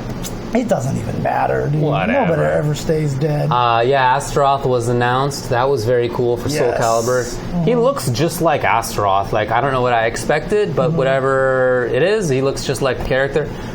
His voice lines are just as dumb as always. You know, he's just talking about his kill. Yeah, he's like Urien in Third Strike. Destroy. Shatter. Scatter. Yeah. And name stuff. Also die. Xiong Mina. Shut up. That's what he says. Hey. Thanks. But Xiong Mina is in there now as well. So they announced 2 new characters. I imagine there's going to be more characters than announced for the game. Scream. That's what he does. Yeah, Sung Mina too. Is he bigger now than he was before? He didn't look bigger to me. Okay. So, yeah, the Rage Art. Was the Rage Art the one where he had the riding on the horse and like chopping you, or was that somebody else? I don't think that was him. Oh, that was somebody else? Okay. But yeah, no, they're going through there. I wonder how many more new characters they're going to add and everything like that, but it's always good to add the favorites back like that, so people are going to be happy. Oh, that was Nightmare who had the horse super. Okay. Cool. Okay, Dragon Ball. So the only thing they really announced was Cooler. Right? So they just announced Cooler, but then the patch came out, and the patch has done some crazy ass things out there. So, but Cooler was there. My only reaction was is his name really Cooler? That's like Freezer and Cooler. Yeah, I couldn't believe it that's what it was doing. So, He looks like a big body. Yeah. I mean, at first I was like, oh, he just looks like Frieza, but then all of a sudden, armor and all this crazy stuff like there. So yeah. Again, it's frustrating because I don't know anything about the lore, so I can't be like, oh my god, they put Cooler in the game, and I don't know anything about it. So their dad really is King Cold? I'd believe it. You could tell me anything. It almost feels like I should have been watching this show because of all the bad puns in this. Well, I mean, I'm not a big follower of it, but I remember watching it occasionally in the 90s with my brothers, and I always thought it was funny. Oh, Cooler's only in the movies. He's not really officially canon. It's definitely a good series. Okay. No, I don't trust you, Mr. Friday. I don't trust you at all. Okay. Their granddad is named Chill. Okay. Chilled. But he looks neat. Looks pretty cool. I think the main thing really is the patch that came out. A lot of changes in the patch. And that has come out. Yes, and so there is it's interesting. They made it so that Tien looks really good. They buffed Tien. He looks quite a bit. Yeah, he looks really good right now. A lot of things about him. It almost makes me want to go back and play the game again. So, but in the whole discussion that we can't play everything, Dragon Ball is kind of one of the ones that I've just it's been on the chopping block. Same. But the fact that Tien got buffed almost makes me want to play it though. So I'm curious about how Beerus will shape up. He's one of the first characters I tried in the game and I enjoyed, but he just clearly was not very good. I don't think that the changes that they made to him are going to make him great, but I'm curious to see what you can do with the fact that if you put a ball out and then you hit the ball with a normal, you can now cancel that normal into something. Right. So what can you set up for that? What kind of... Do you put another ball out? Do you use a movement option? There's a lot of ideas I feel like you can put out there to create. So I'm curious about that. Yeah. They buffed Broly. His assist seems like it's quite a bit better. That's cool to me. They nerfed Cell a little bit. They nerfed Kid Buu. They made it so that their roll can't hit behind them anymore. So Kid Buu doesn't have that crazy corner mix-up anymore. So which people were looking for now. So they could block it just fine. But obviously it was something that they probably didn't want and they just didn't like it. So... Yeah, I don't think that Beerus is going to end up strong, like I said. I think that there's going to be some cool stuff that you can do with that. So I don't expect that to be like a tier-making thing for him, but it seems fun. Type a sentence like Champa is cooler than Beerus because that just sounds like 3 names of characters to me. So I have no idea. Cooler! Exactly. So, yeah, but Cell isn't that nerfed. He still has TODs and stuff like that, so... Yeah, it does seem like the game should end up being a little bit more balanced. I'm no expert in the game. I haven't kept up with it that well. But from what I understand, it seems like it should be better balanced, which would be nice, at least for viewing purposes. I have not tried Goku or Vegeta. I haven't tried them yet either. Can't speak about Some people are saying they look really good, Okay. I saw, but I don't know anything about them, unfortunately. So. Me neither. And then, of course, there was Street Fighter V. Shout-outs to the marketing team for doing that little ARG thing that they had, where they just got a bunch of us to take pictures with those signs, and then did they give you those, or did they have you take a picture and then you had to give it back? They said I could keep it if I really wanted to, and I was like, it's fine, just take it back. Just take it back. I don't really have any point to hold on to this or anything like that. But that was actually really cool, setting up a lot of little things and having people figure out the codes and everything like that. Very cool idea. I actually think that was actually really fun. But the Madman did it. They did it. Last week, I was like, you know what?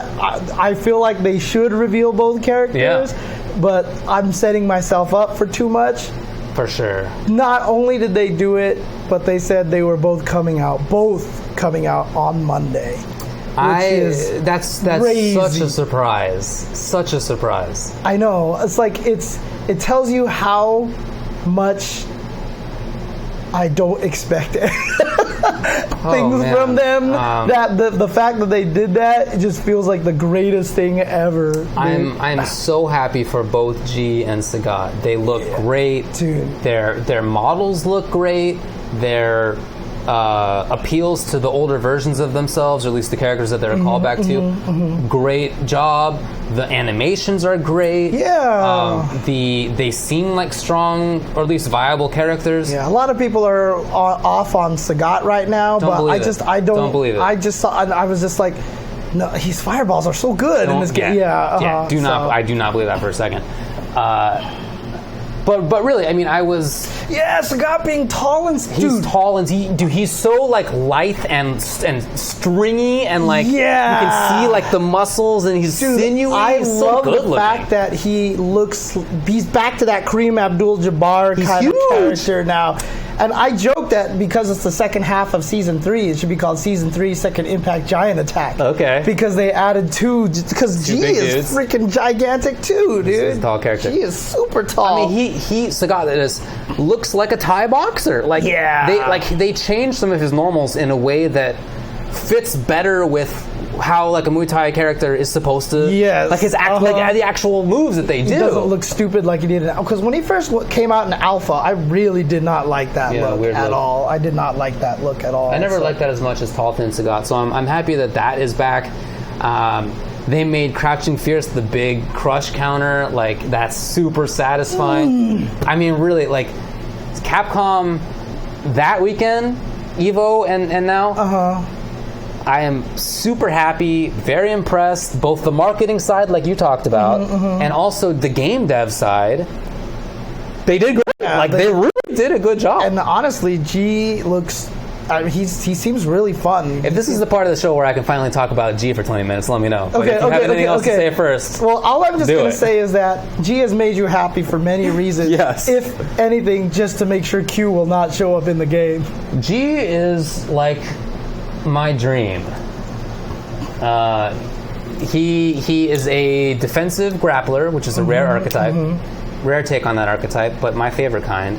He is a callback to Q without being Q, which, as you say, makes it so that Q won't be in the game. They've preempted Q. Right. So I don't have to worry about Q ending up with backwards knees. Right. Because there's not Q. Dude, I think it's even funny. He exists. I think it's even funny that like the standing roundhouse and the crouch roundhouse are callbacks to Q where he doesn't fall over. Yeah. You know? There was a really, really good comparison video somebody put up on our Street Fighter. Highly recommended viewing, where they compare a lot of G's moves with Q's moves. And some of them, like you said, sweep, stand roundhouse versus Q back roundhouse, are very similar looking, but G like doesn't flop. It's as if the way they put it in the video was that they've been degraded. Yeah. So when Q does it, there's like degraded versions, and you can even look at like Q jump roundhouse versus G jump roundhouse, both of which are kind of a flippy do. Right. But Q's is like very haphazard. He just goes whack. Right. Whereas G's is like a nice looking. The legs are like in a good form. Yeah, I didn't even realize that most of the jumping attacks were even that similar. Oh, very close. You know, I saw the jumping fierce for sure, the jumping heavy punch, but I didn't realize like everything else was even that close. But yeah, he's even like a political junkie, you know. Like I just feel like it's like my character. I'm they super made happy. The character, so he stands for the G and DPG at Lava. Graham. He's Graham, basically. Yeah. So I mean, really, like in playing him, Super Tuesday. Why does he say that? Well, I guess he's supposed to be some American president type character, and you know, in U.S. politics, the presidential primaries, the biggest day when the most primaries happen is called Super Tuesday. Yeah, but for him, it's Super Tuesday. For everyone else, it's such a specific call out, you know. Like it's like the devs in Japan, like I guess maybe Super Tuesday is a bigger worldwide event than I thought. I didn't think it was. Super Arcade has to move their Street Fighter to Tuesday. Oh, that'd be fun. And call it Super Tuesday. That'd be funny. Yeah, actually. Yeah. He's power to the of course, in Japanese, he sounds like he says power to the ass. Does he? Okay. He goes, power to the ass. Oh, that's funny. Yeah, okay. and it's like, well, in the English dub, light it up. When you do a move and cancel it into taunt, he really sounds like he says white power. Yeah. I don't know what he's supposed to be saying. It doesn't say white power. It's one Earth. One Earth. No way. Yeah. He says one Earth. One Earth. One Earth. Yeah, see, it's some people in the chat are saying he says one Earth.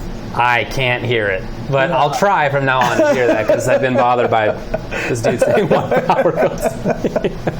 But dude, like his animations are really funny, great, dude. I love the little hat tip things that he does, the backwards walk. When you start to walk forward, he goes, And then he continues to walk. Oh, I didn't realize that's what he was doing. I saw the handles. I didn't realize that. Okay. Every time you walk forward, it's that's so good. Dude, that's funny. He's such a well-made character. What does message to the people do? What's message to the people? Where he starts doing the speech and gets the Mika head bubble thing. Oh, he's building meter. Oh, it just builds his... Oh, it's regular meter building? Yeah, is that all it is? Oh, okay. So he has the level up mechanic where his moves they do more damage, better juggle properties, safety in some situations they improve. So that's down 2 punches. Right. But down kicks, if you just hold it, he just builds meter. Right. But you can use it in the same way. You can cancel special moves into meter building. So if you're already at max level of presidentiality, then you can build meter instead if you want. Okay. Dude, he is crazy too, because someone was saying you really have to focus on everything that's going on with him, because your presidential power is going to be going up and down, up and down. I really like the mechanic that he gets knocked down and it goes away, because now when you play him, if you've got like standing reset characters, maybe that's not what you do. Maybe you have to like combo and like if you crush counter and can combo into sweep, you're going to combo into sweep just to lower his presidentiality. You know what I mean? Like, I think that's actually kind of neat. I really do. The V skill might be a little too buff right now, but the V skill's crazy strong. So good. It's crazy strong. It's like a free anti. It's like Cody, but he doesn't hurt himself, right? It's wildly strong. Like there are some jump attacks that are so far that if you can hit his belly more or less, then you'll hit him out of it. Right. But very few jump attacks do that. Like here's an example of the strength. Akuma jumps at you, and you just press V skill 100% of the time. If they do a jump attack, you anti-air freely. If they do jump into fireball, you absorb it and you punish. Right. As he's landing, it's a free punish. He just can't jump at you. Like as long as you're on Devil's reverse. Jeez. Yeah, it beats Devils. Like it's very strong. Dude, it's like better than Cody's. I think it doesn't even hurt himself. I honestly think it's the best V skill right now. It's so useful. You can use it in the air. You can use it in the air. Now, does it absorb attacks? It does. Well, it just beats. It just goes through the uppercuts and stuff like that. Yeah, right? I mean, like it's just an attack when it encounters attacks. Right. But it has a really good hitbox. Yeah, I mean, some people have noticed the instant air jump light kick that only works on the tall characters, but he gets a free 50-50 on everybody now as a result with jump light kick into V skill, and then he can combo you after that if he has presidentiality up. But so it is fun from the player's perspective. I hadn't thought about the fact that opponents need to treat him differently to knock him down. That's a cool point. But as the player, you constantly have to be on the lookout for what level you're at, because your combos are all different. Right. So it's happened to me a bunch so far where I'll find a hit and then I'll combo and it drops and I'm like, what happened? But I was at the wrong presidentiality. That has happened. So you just have to be aware of that. I think that's really fun. And seriously, he is so much like Q in terms of gameplay, at least how I've been using him. Interesting. Super similar. It's just no charges. He's not even a charge character. I thought he was going to be a charge character too, but he's not, dude. That's crazy. But in terms of his game plan, I mean, I don't know if it's ideal, but the way I've been treating it is just like you. I'm pressing stand medium kick in footsies in exactly the same places. I'm pressing stand short in footsies in exactly the same places. Roundhouse, the same. Jump medium kick, the same. Jump fierce, the same. Taunt in Q is presidentiality level up. Right. Even down to command grab, which is not as fast as you'd think, and it's not throw invincible, so you can't use it like an SPD. It's not an SPD. Right. Because I've dashed forward a lot and tried it, and I get grabbed on reaction. It's very reactable. Okay. So like CNDB for Q, very reactable move. You really have to flummox somebody to land it. So that's what you have to do. Like, you just treat it differently. Okay. And I've been playing Total Destruction, which is V-Trigger 2. Danger as president, right? Have you seen Danger? Have you seen it's just like automatic setup destruction. for it? He has a setup where he knocks you down and he just tries to meaty grab you, and if you wake up throw, he beats you, and if you wake up jab, it absorbs it. Right. And it'll grab, but it's like perfectly timed that makes sense. To beat both of them. So. But you just can't be. You have to be farther range, and the range is not great, but you can cancel it out of buttons, right? And it's enough startup that, for example, you can do forward fierce cancel into command grab, and it will hit.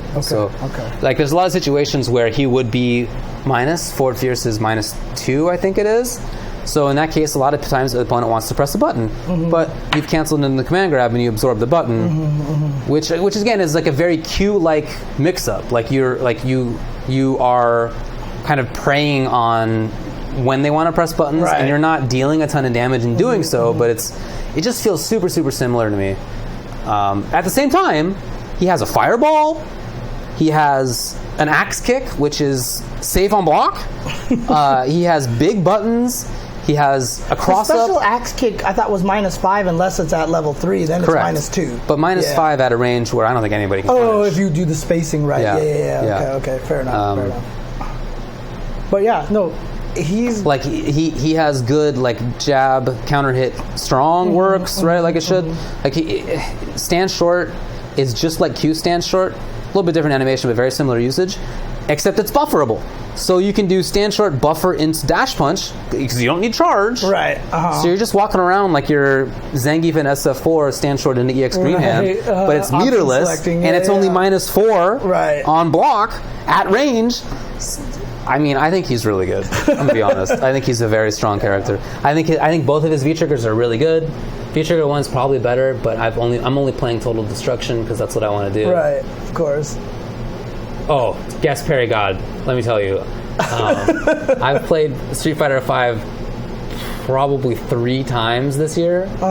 This year, honestly. Yeah. I've maybe longer than that because I only played Marvel after Marvel came out and Injustice, and then I only played Dragon Ball and Injustice. Right. And then I only played Injustice, and then I only played BB Tag and Injustice. Right. I really think it hasn't been since like Marvel Infinite Drop that I've played Street Fighter V more than just a couple of times.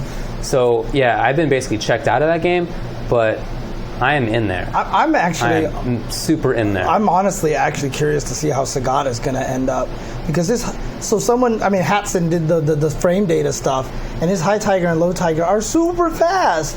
They're faster than they were in Street Fighter 4. High Tiger is ridiculous, by the way. Like, if you had a character that couldn't crouch High Tiger, like, they would just be locked down forever. Because literally, heavy Tiger shot from like 3/4 of the screen is like, Tiger, Tiger, Tiger. It's almost a true block string. He has no delay on High Tiger, which is really fascinating to me because I think Sagat is going to be more High Tiger than Low Tiger now. And it's going to be really interesting. So you're just going to try to be shutting people down, like, from the jumping, and they have to crouch and everything. And then the Low Tiger will be catching people when they're sleeping and stuff like that. But I like that. I hope he turns out to be a really strong zoner. They said Bonchan streamed like for 24 hours or 12 hours or something playing it, and he had like 10K viewers because everybody wanted to see what he thought of Sagat, and he was just sitting there playing him forever, and that makes me happy. Looks really, really happy. I mean, Anna from Red Bull was like tweeting all these pictures of like Bonchan literally like crying and just like, you know, like all this other stuff, and he's just so happy and everything like that. So well, I hope he does throw Tiger shots, because I'm just going to press V skill and get 3 V triggers per round, which I have done. Yeah, but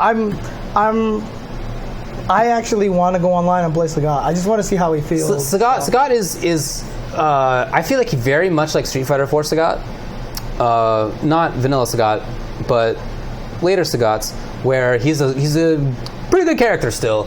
He will probably struggle in some matchups, but I think that he's got really good screen control. He's got really plus buttons. Like his up close buttons are really plus on block. Forward short is low. Forward medium kick. Is it medium kick now? It's medium kick. Yeah. So I got caught off guard by that a couple of times. I just didn't expect it. But that's really good. You can link out of it. Crazy. His jump normals seem really good. I just feel like he's very versatile. I think the thing that makes him weak is that I think his V triggers are underwhelming. Really? I don't feel like dude, V trigger 1 seems really good to me. Because you only get 2 of them. But they're so super good. Yeah, they are super good. They're the best projectiles. They're crazy good. Yeah, So fast, you can't duck them. Like 5 hits or something? Yeah, you can Kara towards medium kick and towards heavy kick. So, in fact, some combos you almost have to. You do have to. If you do V trigger 2, boom, boom, into the kick juggle, if you hold it and juggle them with the last kick, they're kind of far away enough that you have to Kara cancel into uppercut. Dude, I don't think V trigger 1 sucks at all. I think that's crazy. I don't think it's the best in the game or anything, but I think it's really good. I think they're both good. V trigger 2 seems good to me. Better pressure out of it. I like that. Crush not crush counter. Guard break. Yeah, I'd be interested if Trigger 1 was 2 bars instead. I think he's a really good mid-range control character. Yeah, I think he's going to be better than some people are saying. I can't believe that. Like, this happens a lot, right? Where a new character comes out and people dump on him. But I'm going to say one thing right now. I think Sagat would have been the character to give back, just give him invincible uppercuts. I would have been cool with that. Just give him the invincible uppercuts. Just do it. I think it would have been sick if he had that, so... the stage is awesome. The Sagat stage is really beautiful, by the way. Oh, it looks great, yeah. Yeah, and I don't have it because I don't have enough fight money because I haven't been playing any Street Fighter. So it's time for me to go online and play some Street Fighter, get some fight money for some stages and stuff like that. So, well, I love G a lot. Yeah, Angry Scar uppercut. That's true. That should have just been invincible. That should have been invincible. That should have just been invincible. I'm with that. That makes sense. Yeah. But I still think he's a really good character. Yeah. Yeah. But I think it would just have been cool just to really just make him Sagat. It would be cool with me too. So, agreed. Yeah. All right, you no problem. Anything else to say here? You want to take a break? Yeah, let's take a break, but I'm trying to think if there's anything else. Oh, the new feature that they have in online, definitely use that. So basically, if you play ranked and you lose, now one of the options is go to training mode with the current 2 characters. And I think that's beautiful. That's one of those small, subtle quality of life changes, but it's so good. Definitely make sure you use that. Yeah. So while it's fresh in your head, while you're losing to something, just choose that, go in there and lab it while you're waiting for your next ranked match. I think that's a beautiful option. So that is very cool. It's things like that I feel like that make me happy. That make me happy because Street Fighter V, obviously since the beginning, has not done the best in terms of just little good quality of life things, and that I think is a really cool thing in there. So, do you feel like because they released them so early that they might try to throw some secret hidden characters towards the end of the year? Okay. So happy year. I'm fine with that. I think they've done a great job for these 2 characters. Do you feel like there needs to be a balance change now that EVO is done? Yeah, maybe a small one, but nothing big. Yeah, I honestly don't think there's really anything. I would not make any big changes. Yeah, exactly. So, okay. Alrighty. Let's take a quick break. When we come back, we're going to talk about a lot of other fighting game news that have happened, including some tournaments that we did not get a chance to talk about, etc., etc. So, be right back, guys. All right, y'all.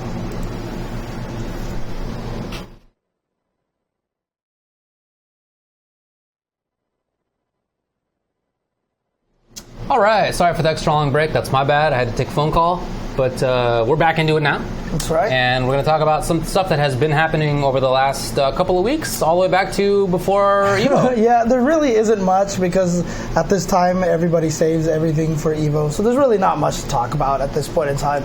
I did want to talk about some event results, that we skipped over because we didn't get a chance to do any coverage this last week because we just did the EVO special and that was it. Yeah. Of course, that was Kumite in Texas and Low Tier City 6. Kumite in Texas, they had Smash Brothers Melee available there. CLN Absent Page and Dignitas Lucky, both in 7th place with Fox. 5th place was C9 Mango with Falco, and then ALG Nunn with Captain Falcon and Ganondorf. 4th place TNC Army with Ice Climbers. 3rd place Alliance Armada with Peach and Fox. 2nd place TSM Leffen with Fox. And then 1st place was Liquid Hungry Box. Indeed. There with Jigglypuff and Ness. So, I mean... I watched some of that. Oh, did you? Oh, okay. I did, okay. Yeah, it was actually really cool. Yeah, Hungry Box played really well, but Leffen definitely was playing really well. You could see it going into EVO that he was looking strong. Okay. Then Super Smash Bros. Wii U. 7th place were SRC Tyroy with Bayonetta and Samsora with Peach, Rosalina, and Luma. 5th place was Lima with Bayonetta and EMG Mistake with Bayonetta. Those are 2 of the Bayonettas. And 4th place, Captain Zack Bayonetta. Third place was PG Esam with Pikachu. Second place, Elegant with Luigi, Mario, and Duck Hunt. And first place was GRV DeBuzz with Rosalina and Lame style. Luma. And keep in mind also at EVO, MK Leo couldn't make it to EVO as well. That's right. He got sick right beforehand. He had chicken pox. That's right. That's what it was. Yeah. So he couldn't actually make it in there. That's crazy, yeah. Some people in the chat are mentioning that there were some new DOA characters. It was Diego and Rig or something like that, I think was announced or something. And I can't remember now. Tekken Project M was also played there, which won by R3 Sosa with Wario. Nice. Tekken 7 was played. 1-3-4 with Brian and ITS Shinblade with Geese in 7th. Link with Nina and Z Beastly One with Brian in 5th. Fourth place was Lazy with Jin and Devil Jin. Third place, Careless with Leo. First place, The Realist, Josie and Fang. And first place was Byako with Cosme. And Street Fighter V Arcade Edition was played there. Seventh place was Jian with Abigail and WLPH Zaith with Birdie. Fifth place was Ollie Wally with Colleen and Camp. Camp? What the heck? It must be Cammy. Yeah. Fifth place, Atomic Buster with Zangief. Fourth place, GGEA Dr. African with Vega, Nikali, Cammy. But look, all top four were GGEA, okay? So it was an all GGEA win here. Nigel with Balrog in third, Toy with M. Bison and Armika, and Oliver Queen in first with Akuma. Makes sense. There you go. There was definitely a DOA booth over there. They were showing off a lot. They had the last DOA 5 tournament at EVO there, and then I had DOA 6 that was playable over there as well. Dragon Ball Fighters was played. 7th place was Ronin Chu with Piccolo, Goku Black, and Tien, and Raven with Cell 16 and SS Vegeta. 5th place was GGEA Jato with 18, Tien, and Black, and Sothia with Cell SS GSS Goku and Black. Fourth place was Dr. Goodbear with Fuse Zamasu, Cell, and Black. Third place was KH Black with Grohan, Kid Buu, and SS Vegeta. Second place, Crescent Doza with SSG with Blue Goku, Goku Black, and SS Goku. And first place, Shinku with Bardock, Kid Buu, and Cell.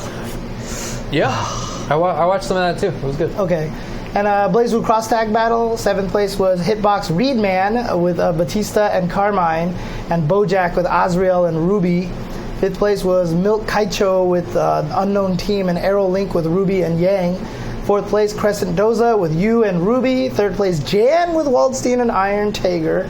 2nd place, Shinku with Yang and Ruby. And 1st place, Beta Dude with Ragna and Hyde. I watched all of that. Oh, cool. How was that? It was fun. Okay. It definitely seemed to me like Beta Dude and Shinku were the best players there. Okay. Jan is always a strong player, but I feel like his usage of the team could be stronger. You need to just become coach for Koji, KOG, and Jan. He's definitely better than me.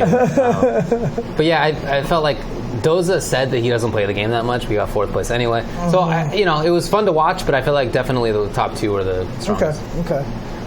Just going to skip through here. Super Smash Bros. 4 was won by Karo Kuropoi, maybe, with Pikachu and Captain Falcon. Injustice 2 was won by GGEA Ominous with Black Adam, and nice. Super Turbo was Sean FPA in first. Mortal Kombat XL was Echo Fox Scar with Demolition Sonya Blade. Ultra Street Fighter was won by TWG Arthur with E Honda. Guilty Gear Xrd Rev 2 was won by Ido Didact with Elfelt. And BlazBlue Central Fiction was Beta Dude with Ragna. Killer Instinct was run by UA Base with Spinal. That was a good tournament. MVCI was won by Punisher, Hitbox Punisher with Hawkeye and Raccoon with Space Gem. UMBC3 was won by Hitbox Reedman with Magneto, Dante, and Frank West. It's a good tournament. I'm glad that the KIT folks are doing it in Texas as well, because Texas needs more big tournaments. There's so many players there, so much strength there, and it's a good spot in the sort of South/Midwest for those different regions to attend. So I think that's really cool. It was an unfortunate scheduling time to be 1 week before EVO because... Yeah, right. Not a lot of people went to both. But that said, like I said, you could see in that tournament that there were some strong players in... Well, Melee was there. There were definitely people testing things out. but as same in the other games too. It was cool to watch, and they always have really good production. The KIT guys. And, Panda X Global, Panda X Gaming. Yeah, they do really good work. So I'm happy that they're doing it in Texas. That's something I'd love to see more of. Yep. Hopefully next year they won't have such a close time. I'm sure they were trying to do something after EVO. Right, you got to think. And then EVO was announced in August, and they're like, what the hell? So yeah, there you go. Also, there was a tournament all the way out in Scandinavia. Just kind of want to give a shout out to that, called Head Stomper. That was streamed on Unequaled Media. Oh, in Denmark. Is it? Was it in Denmark? Am I right about that? Yes, Copenhagen, Denmark. There you go. Okay. And Tekken 7, the top 4 were Circa Joey Fury with Jack 7 and Paul, YMCA Jopolix with Claudio Fang, UIU Fergus with Asuka and Katarina, and first place CGG Tishuban with Master Raven. And for Street Fighter Arcade Edition, Street Fighter 5 Arcade Edition, fourth place was NVD Momi with Cammy. I just want to point out that my favorite player of all time, Jiahua, was also in 5th place with Akuma. My man. Third place, Fnatic with Fnatic Shax with Laura and Cammy.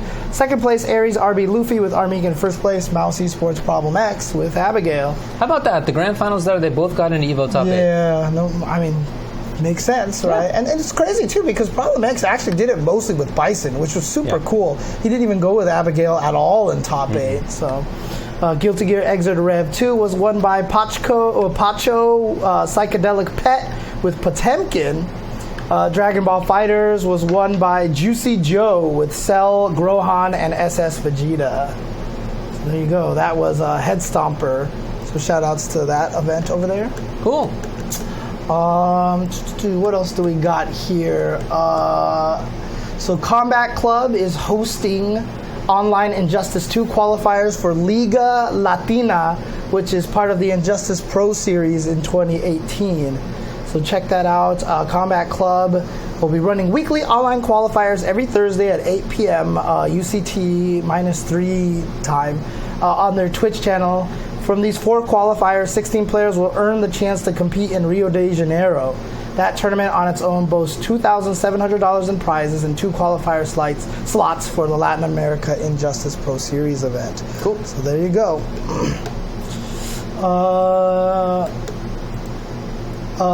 For Omen of Sorrow, they announced at EVO that 2 new characters were added to there.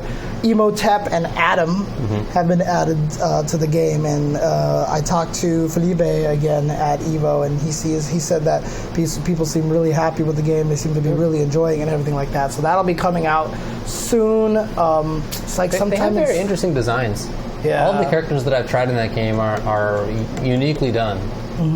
Yeah, like I said, Cool when I first talked to Felipe and was talking about the characters and mechanics and everything like that, you could tell he had a really strong understanding of like game mechanics and doing interesting things and everything like that. So I'm excited to see how it's going to be. Yeah, Emotep like from Mummy, but was Mummy's always. He was Emotep before the Mummy, the movie with Brendan Fraser, right? He was Emotep before that.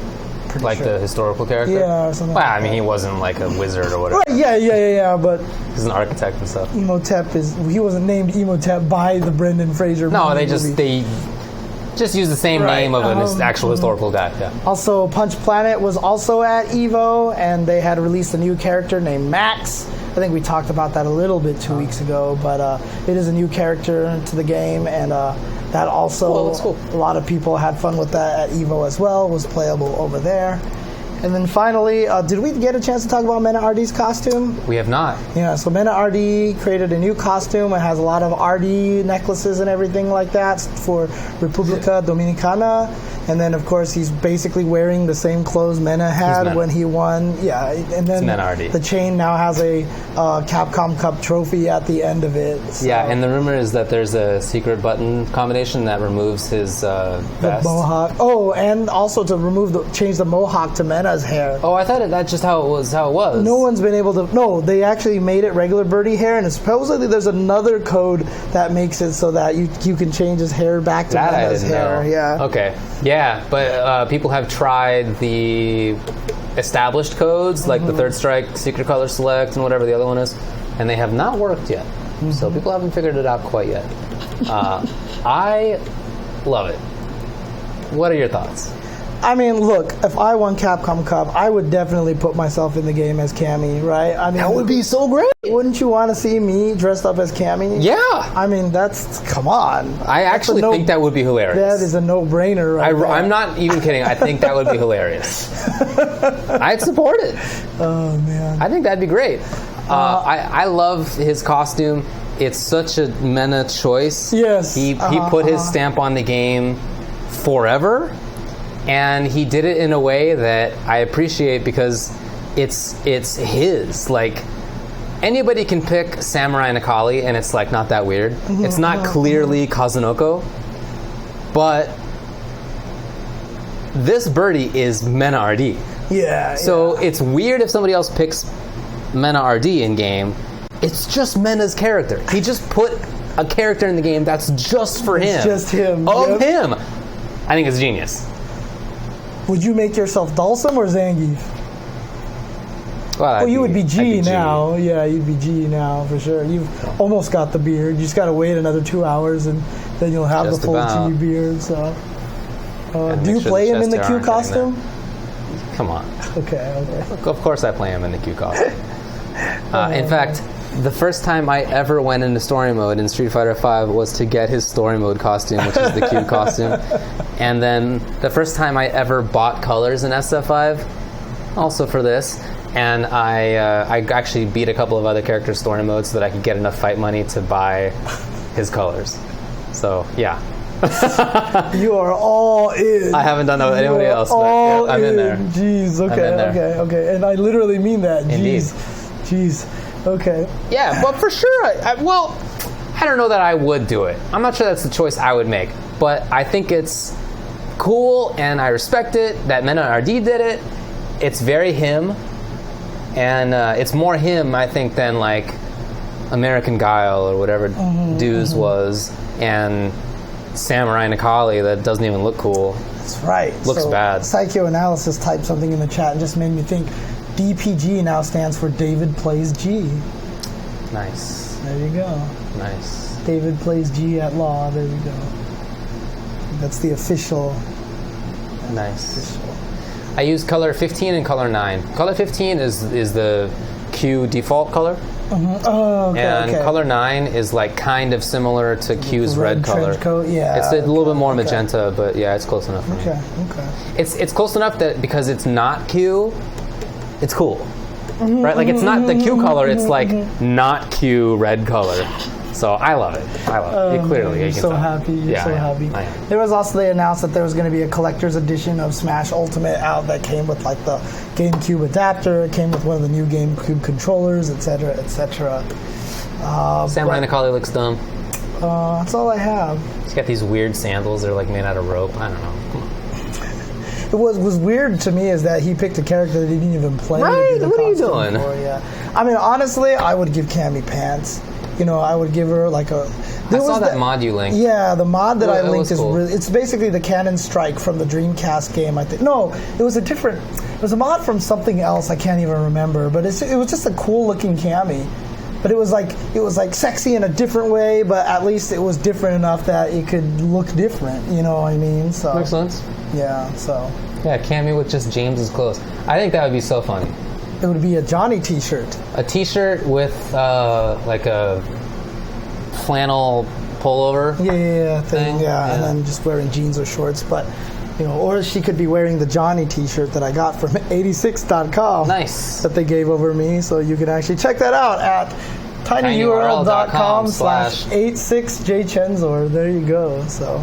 But there you go. It's cool. It's a cool Johnny shirt. Sure. It's like he's like all skeleton. Like I don't know if you guys can see it, but like it's his face is a skeleton, and like you can see kind of like through him. But it's Johnny slashing. It's actually a really sick shirt. So I really think that G can win Capcom Cup.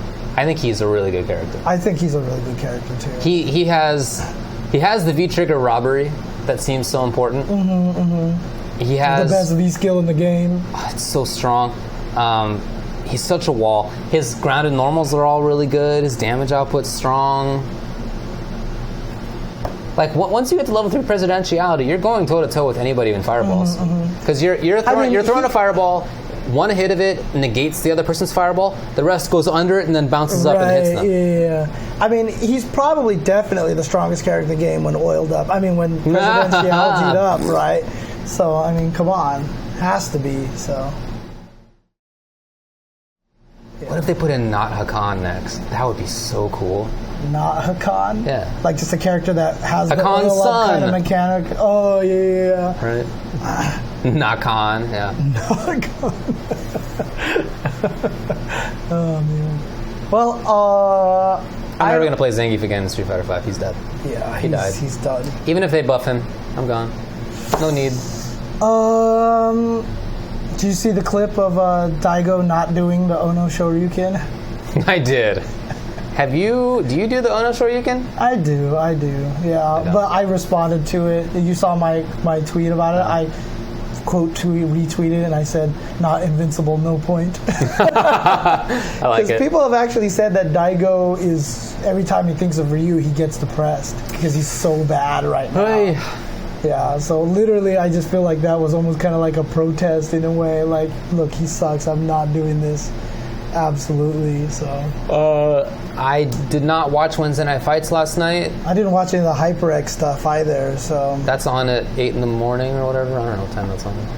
Yeah. Wednesday Night Fights. Yeah, I know, right? Even on the West Coast, it's crazy. I haven't been there in like 2 years. I've been to NLBC more than I've been to Wednesday Night Fights. Hey, don't put a tournament 2 hours away from me at 10 o'clock at night. Pretty much. Yeah, I need to head back over there because I got to start playing some of these games again. I actually do want to go to stuff. I just think that's not practical, but I'd like to go to like Friday Night Super Arcade or something. By the way, I just kind of want to talk about this a little bit as well. I don't know if you guys saw Freak Mod's Twitter recently. You saw that. So he put out a thing that, he created the JLF link, which lets you detach a joystick. He came up with this really cool mechanism for it. And then it turns out that the new Victrix joystick that they were showing at EVO uses a similar mechanic in there, even being called the Link at one point in time. And Clayton from Freak Mods was kind of upset about that. He was like, what is going on? Because clearly someone from Victrix contacted him about it, and then all of a sudden they have it on their controller, and it was like, what the hell, right? Well, that was taken care of. The guys from Victrix actually talked to Clayton, aka Freak Mods, and definitely settled everything with him, and now Clayton is, they're calling it the JLF2, so they're, giving him credit for it. We're still working on it a little bit, but the outline of it is cool. So I'm happy about that kind of situation. For sure. They I feel like did more than they legally needed to do. Clayton didn't get a patent on the link. Okay. Which means that anybody can use it. They could have just taken it and been like, ha. They could have, yeah. I mean, maybe not call it Link. That may have been a problem, but to just use the design is probably fine. But so I don't think that they needed legally to do this. So I think it's great that they're doing it, right? Because it's like a good faith sign. It's like being cool in the community sign. It's nice. Yeah, exactly. Oh yeah, and then of course at the end of EVO, as I was walking out of the ballroom, the first person I run into, on the bottom floor, is Daigo. Okay. And he's just sitting there, and I just walked up to him, gave him a hug. Dang. And he went, I've never hugged Daigo.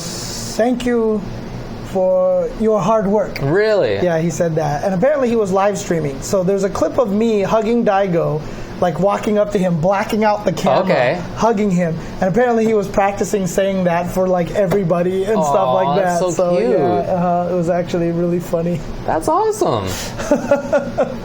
That's so nice. I don't think I've ever hugged Daigo before either, but I was just kind of emotional after EVO was done. I got kind of stuck in a weird place that by the time I made it out of the building, everybody was gone. I was one of the last people leaving. That's cool. So I ran into Shino and Daigo, and I just was kind of emotional, so I just gave Daigo a hug. So yeah, and then he thanked me for my hard work. I wonder what he would do if I did that. I've talked to him maybe once. Really? Yeah. Dang. I don't know why. Okay. But I feel like each time I see him, I give him the old head nod, and I'm like, hello, and he's like, hello, or hi, or whatever. Well, Daigo's also very, not shy, but just kind of aloof a little bit. So yeah. Bar Fights was interesting. I wasn't there obviously because I was at the Twin Galaxies I don't know thing. what happened. Apparently there was like a dance battle that came off. Okay. I don't know. There was just like crazy. That sounds cool. Dude, I try to hug everybody. True story, there is someone in the FGC that says my hugs are like money. Okay. So every time she sees me, she's always like, pay me my money. Pay me my money. And so I give her a hug. So okay. Yeah, there you go. So there's somebody who I hug in the FGC who doesn't appreciate it. And we see him in the stream chat right now. Well, a picture of him anyway. Yes, a picture of him. Oh, that was great. Oh, man. It seemed like a fun event. EVO. Yeah, it was good. It was good. And, you know, it was the same thing. It's crazy to me how, like, every time I'm there and I see it and just the scope of it and to see how big it's grown all through grassroots, you know, means it's really impressive to me. Did you see the Score Esports little history of EVO? I did. I thought they did a really good job. That was really, really good. They interviewed me a long time ago. I didn't know that's what it was going to be about. Right. So, the viewership was really good. Dragon Ball broke the new record. So Dragon Ball has a new record now of 250K concurrent. Street Fighter dropped a lot. It got a boost from Ninja when Ninja hosted, but then it was still like maybe 150,000 or something like that. Of course, that was basically 100,000 without Ninja. Right. And it was not great. Yeah, and it was late at night. I saw a bunch of people on my Twitter tweeting me. They're like, I'm not going to be able to stay up and watch this. I'm sorry. So, dude, I mean, like I said, as invested as I am. Right. It's like it's midnight. I was not paying attention. Like there were definitely rounds where I was just browsing Twitter because I was like, I can't pay attention. I need to go to sleep. Like it was too late. Yeah, it's way too late. It's an unfortunate situation. It's something that they got to look over and everything like that. But again, EVO's been pretty good about fixing a lot of their problems and stuff like that. Usually something that people complain about the year before is not something they complain about the next year. Right, that is true. Was it really 216 peak for SF5? No. Maybe when Ninja was on there, right? Yeah. So, or unless he means the night before on semis. Oh, was it really that high? Not 258 for Street Fighter 5. No, that was Dragon Ball. 258 was Dragon Ball, yeah. So 216 with Ninja. Oh, wow. Okay. I thought that. I thought it was. So I guess it's 150 plus Ninjas. Oh, okay. I thought it was 150 with Ninja. So thanks for the correction. Yeah. Ninja is a very, very wealthy man. That's all I'm gonna say. Yeah. Well. Yeah. But yeah, no, it was a great event. It's always emotional. I had a bunch of people, you know, talk about, you know, how emotional it even was for them, and they could understand being at their first EVO why it's that way. You know, why I get emotional there. And you know, I liked having the new format. The commentators were on the floor again. That we weren't stuck way up in the suite, so that was actually kind of cool. I thought was it like a combo breaker kind of situation in terms of where you were located? No, we were actually way on the other end. Oh, okay. We were completely on the other end, and so our back was the last row on the ground, basically. But you know, it was yeah, I don't know. Like EVO every year, I just feel like it does a lot of amazing things, and I know a lot of people are mad. I know a lot of the Marvel people are mad, and you know, the paying for water thing is a problem. I'll tell you that. What's that? The NRS scene is mad. Yeah, they're mad because of the no top 16 stream and everything like that. Yeah, I don't blame anybody for that. But like I said, it is a grassroots run event. It's every time I go there on Thursday, everybody who's running the tournament is just there. Mm-hmm. Judges, you know, Nothing Excess, you know, all the guys out there. Christine from NorCal is doing that every single time, you know. It's just a bunch of guys who are trying to do their best to make sure everybody is happy as possible. Nobody's purposely trying to do bad things to any particular community, as much as everybody thinks, you know, Wizard's screwing over the Marvel community because he just hates it. Like, Wizard has nothing to do with anything that happened on that stream. You know what I mean? He's not in control of streams. Right, exactly. So, yeah, four games on Sunday might be a real thing, maybe a real thing to consider, and then just not start at 8 a.m. Agreed. Because it's if tough. It could be like 10 a.m. to 10 p.m. Yeah, exactly. That'd be awesome. That'd be perfect and stuff like that. So, just, you know, I know, again, I might be biased because I've been going to EVO for so long, and, you know, I've seen how it's grown, I've seen where it's come from, and I give it a lot more leeway for mistakes and stuff like that, you know. I understand a lot of the things that they have to go through. It's not something that just sits there and rakes in cash like everybody thinks it does, you know. It's still homegrown. It's still grassroots. It's the craziest grassroots event there is. I mean, if they had that much money, I'm sure they would invest in like crane cams and do all these crazy things like that. Well, look, I mean, it makes money. It's just, it's not. I don't think that it's making the owners rich. Right, exactly. Like if they can make money from it, I'm all for that. Right. Like they put in it's Mr. Wizard's job. Like that's he does that 24 his year-long job. Yeah, so there needs to be money in it for him. Right. But I don't think that they're making any wealthy amounts of money on it. So. What flag are we talking about? Snake Eater had a giant flag that he just got everybody to sign. You know, obviously you're not going to be able to sign it because you have no access to the flag. So, but he signed a giant flag with everybody. Like That's he pretty just cool. got around to everybody that like he could find. So U.S. flag? Is that what you're talking about? No, it was I forgot what was on the flag. I forgot because it had been. There's so many names on it and stuff like that. I just didn't even think about it. The Eco Esports thing. I mean, that's Lapchi's new kind of. What is that? Do you know? It's a Bitcoin kind of thing, and like they're trying to do cryptocurrencies and. They want to sponsor players and all sorts of things like that. So Lapchi is really trying to invest in a new kind of thing that could benefit the fighting game community. Look, I trust Lapchi. I don't trust cryptocurrency. So we'll see how that goes. Okay, you know, I agree on both counts. I definitely. But Laps is a great guy for sure. Yeah. I'm sure he's not trying to screw anybody. Yeah. So I'm curious to see how it's going to go. I don't think it's not a scam.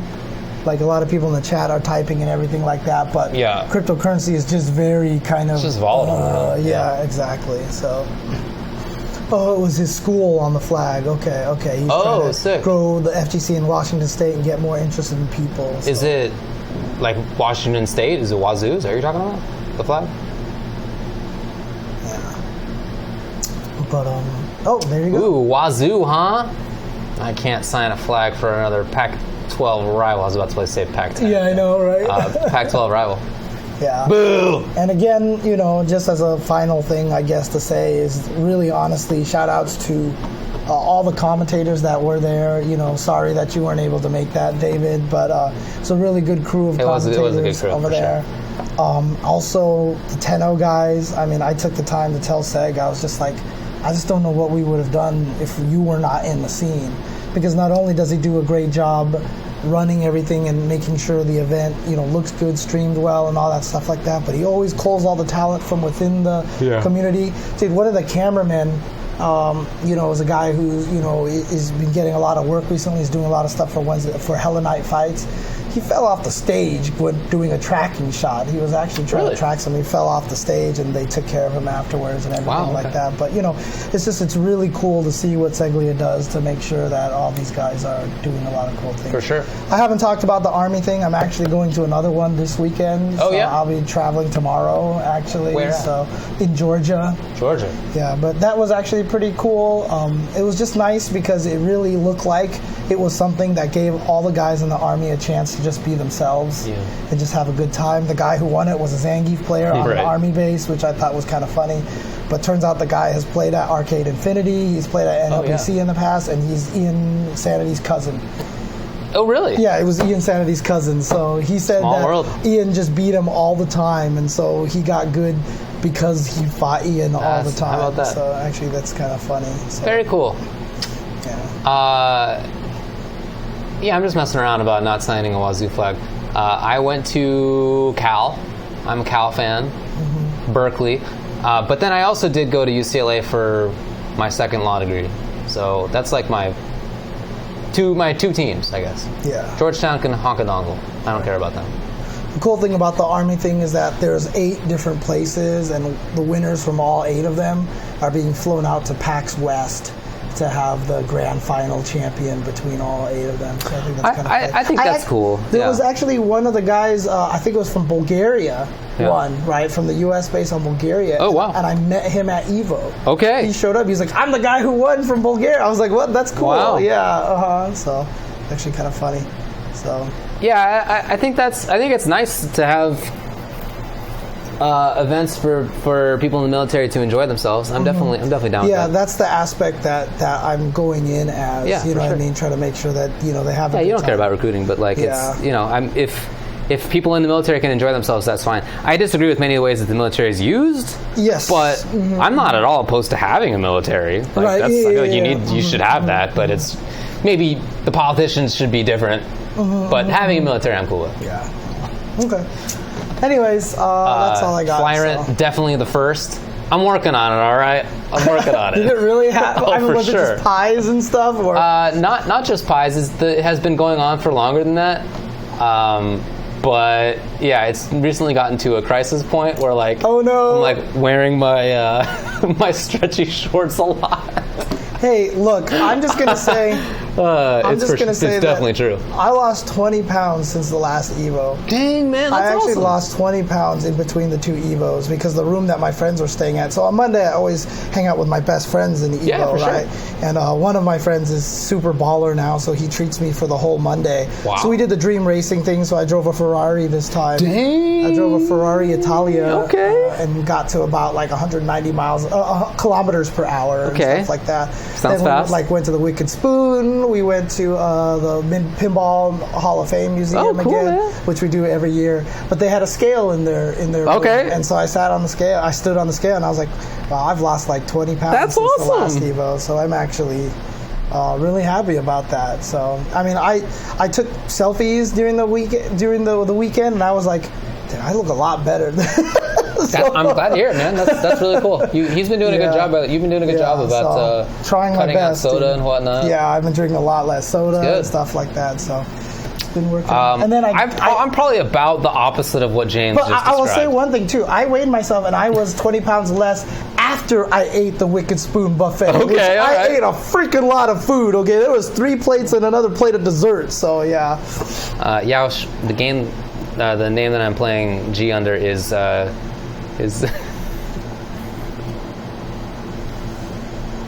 It's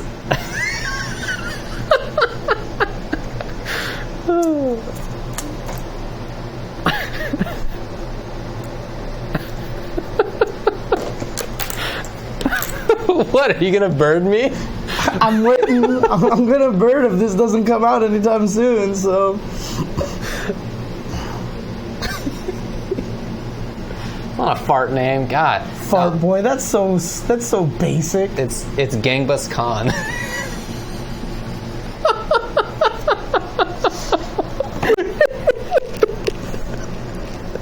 Oh man, that's a good name. Man, when I came up with that, I just laughed like this for like 15 minutes.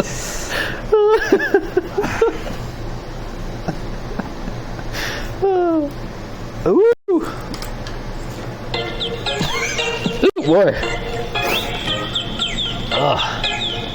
Anyway, if you see a G player playing story mode costume number 9 or 15 named Gangbus Khan, send me a what's up.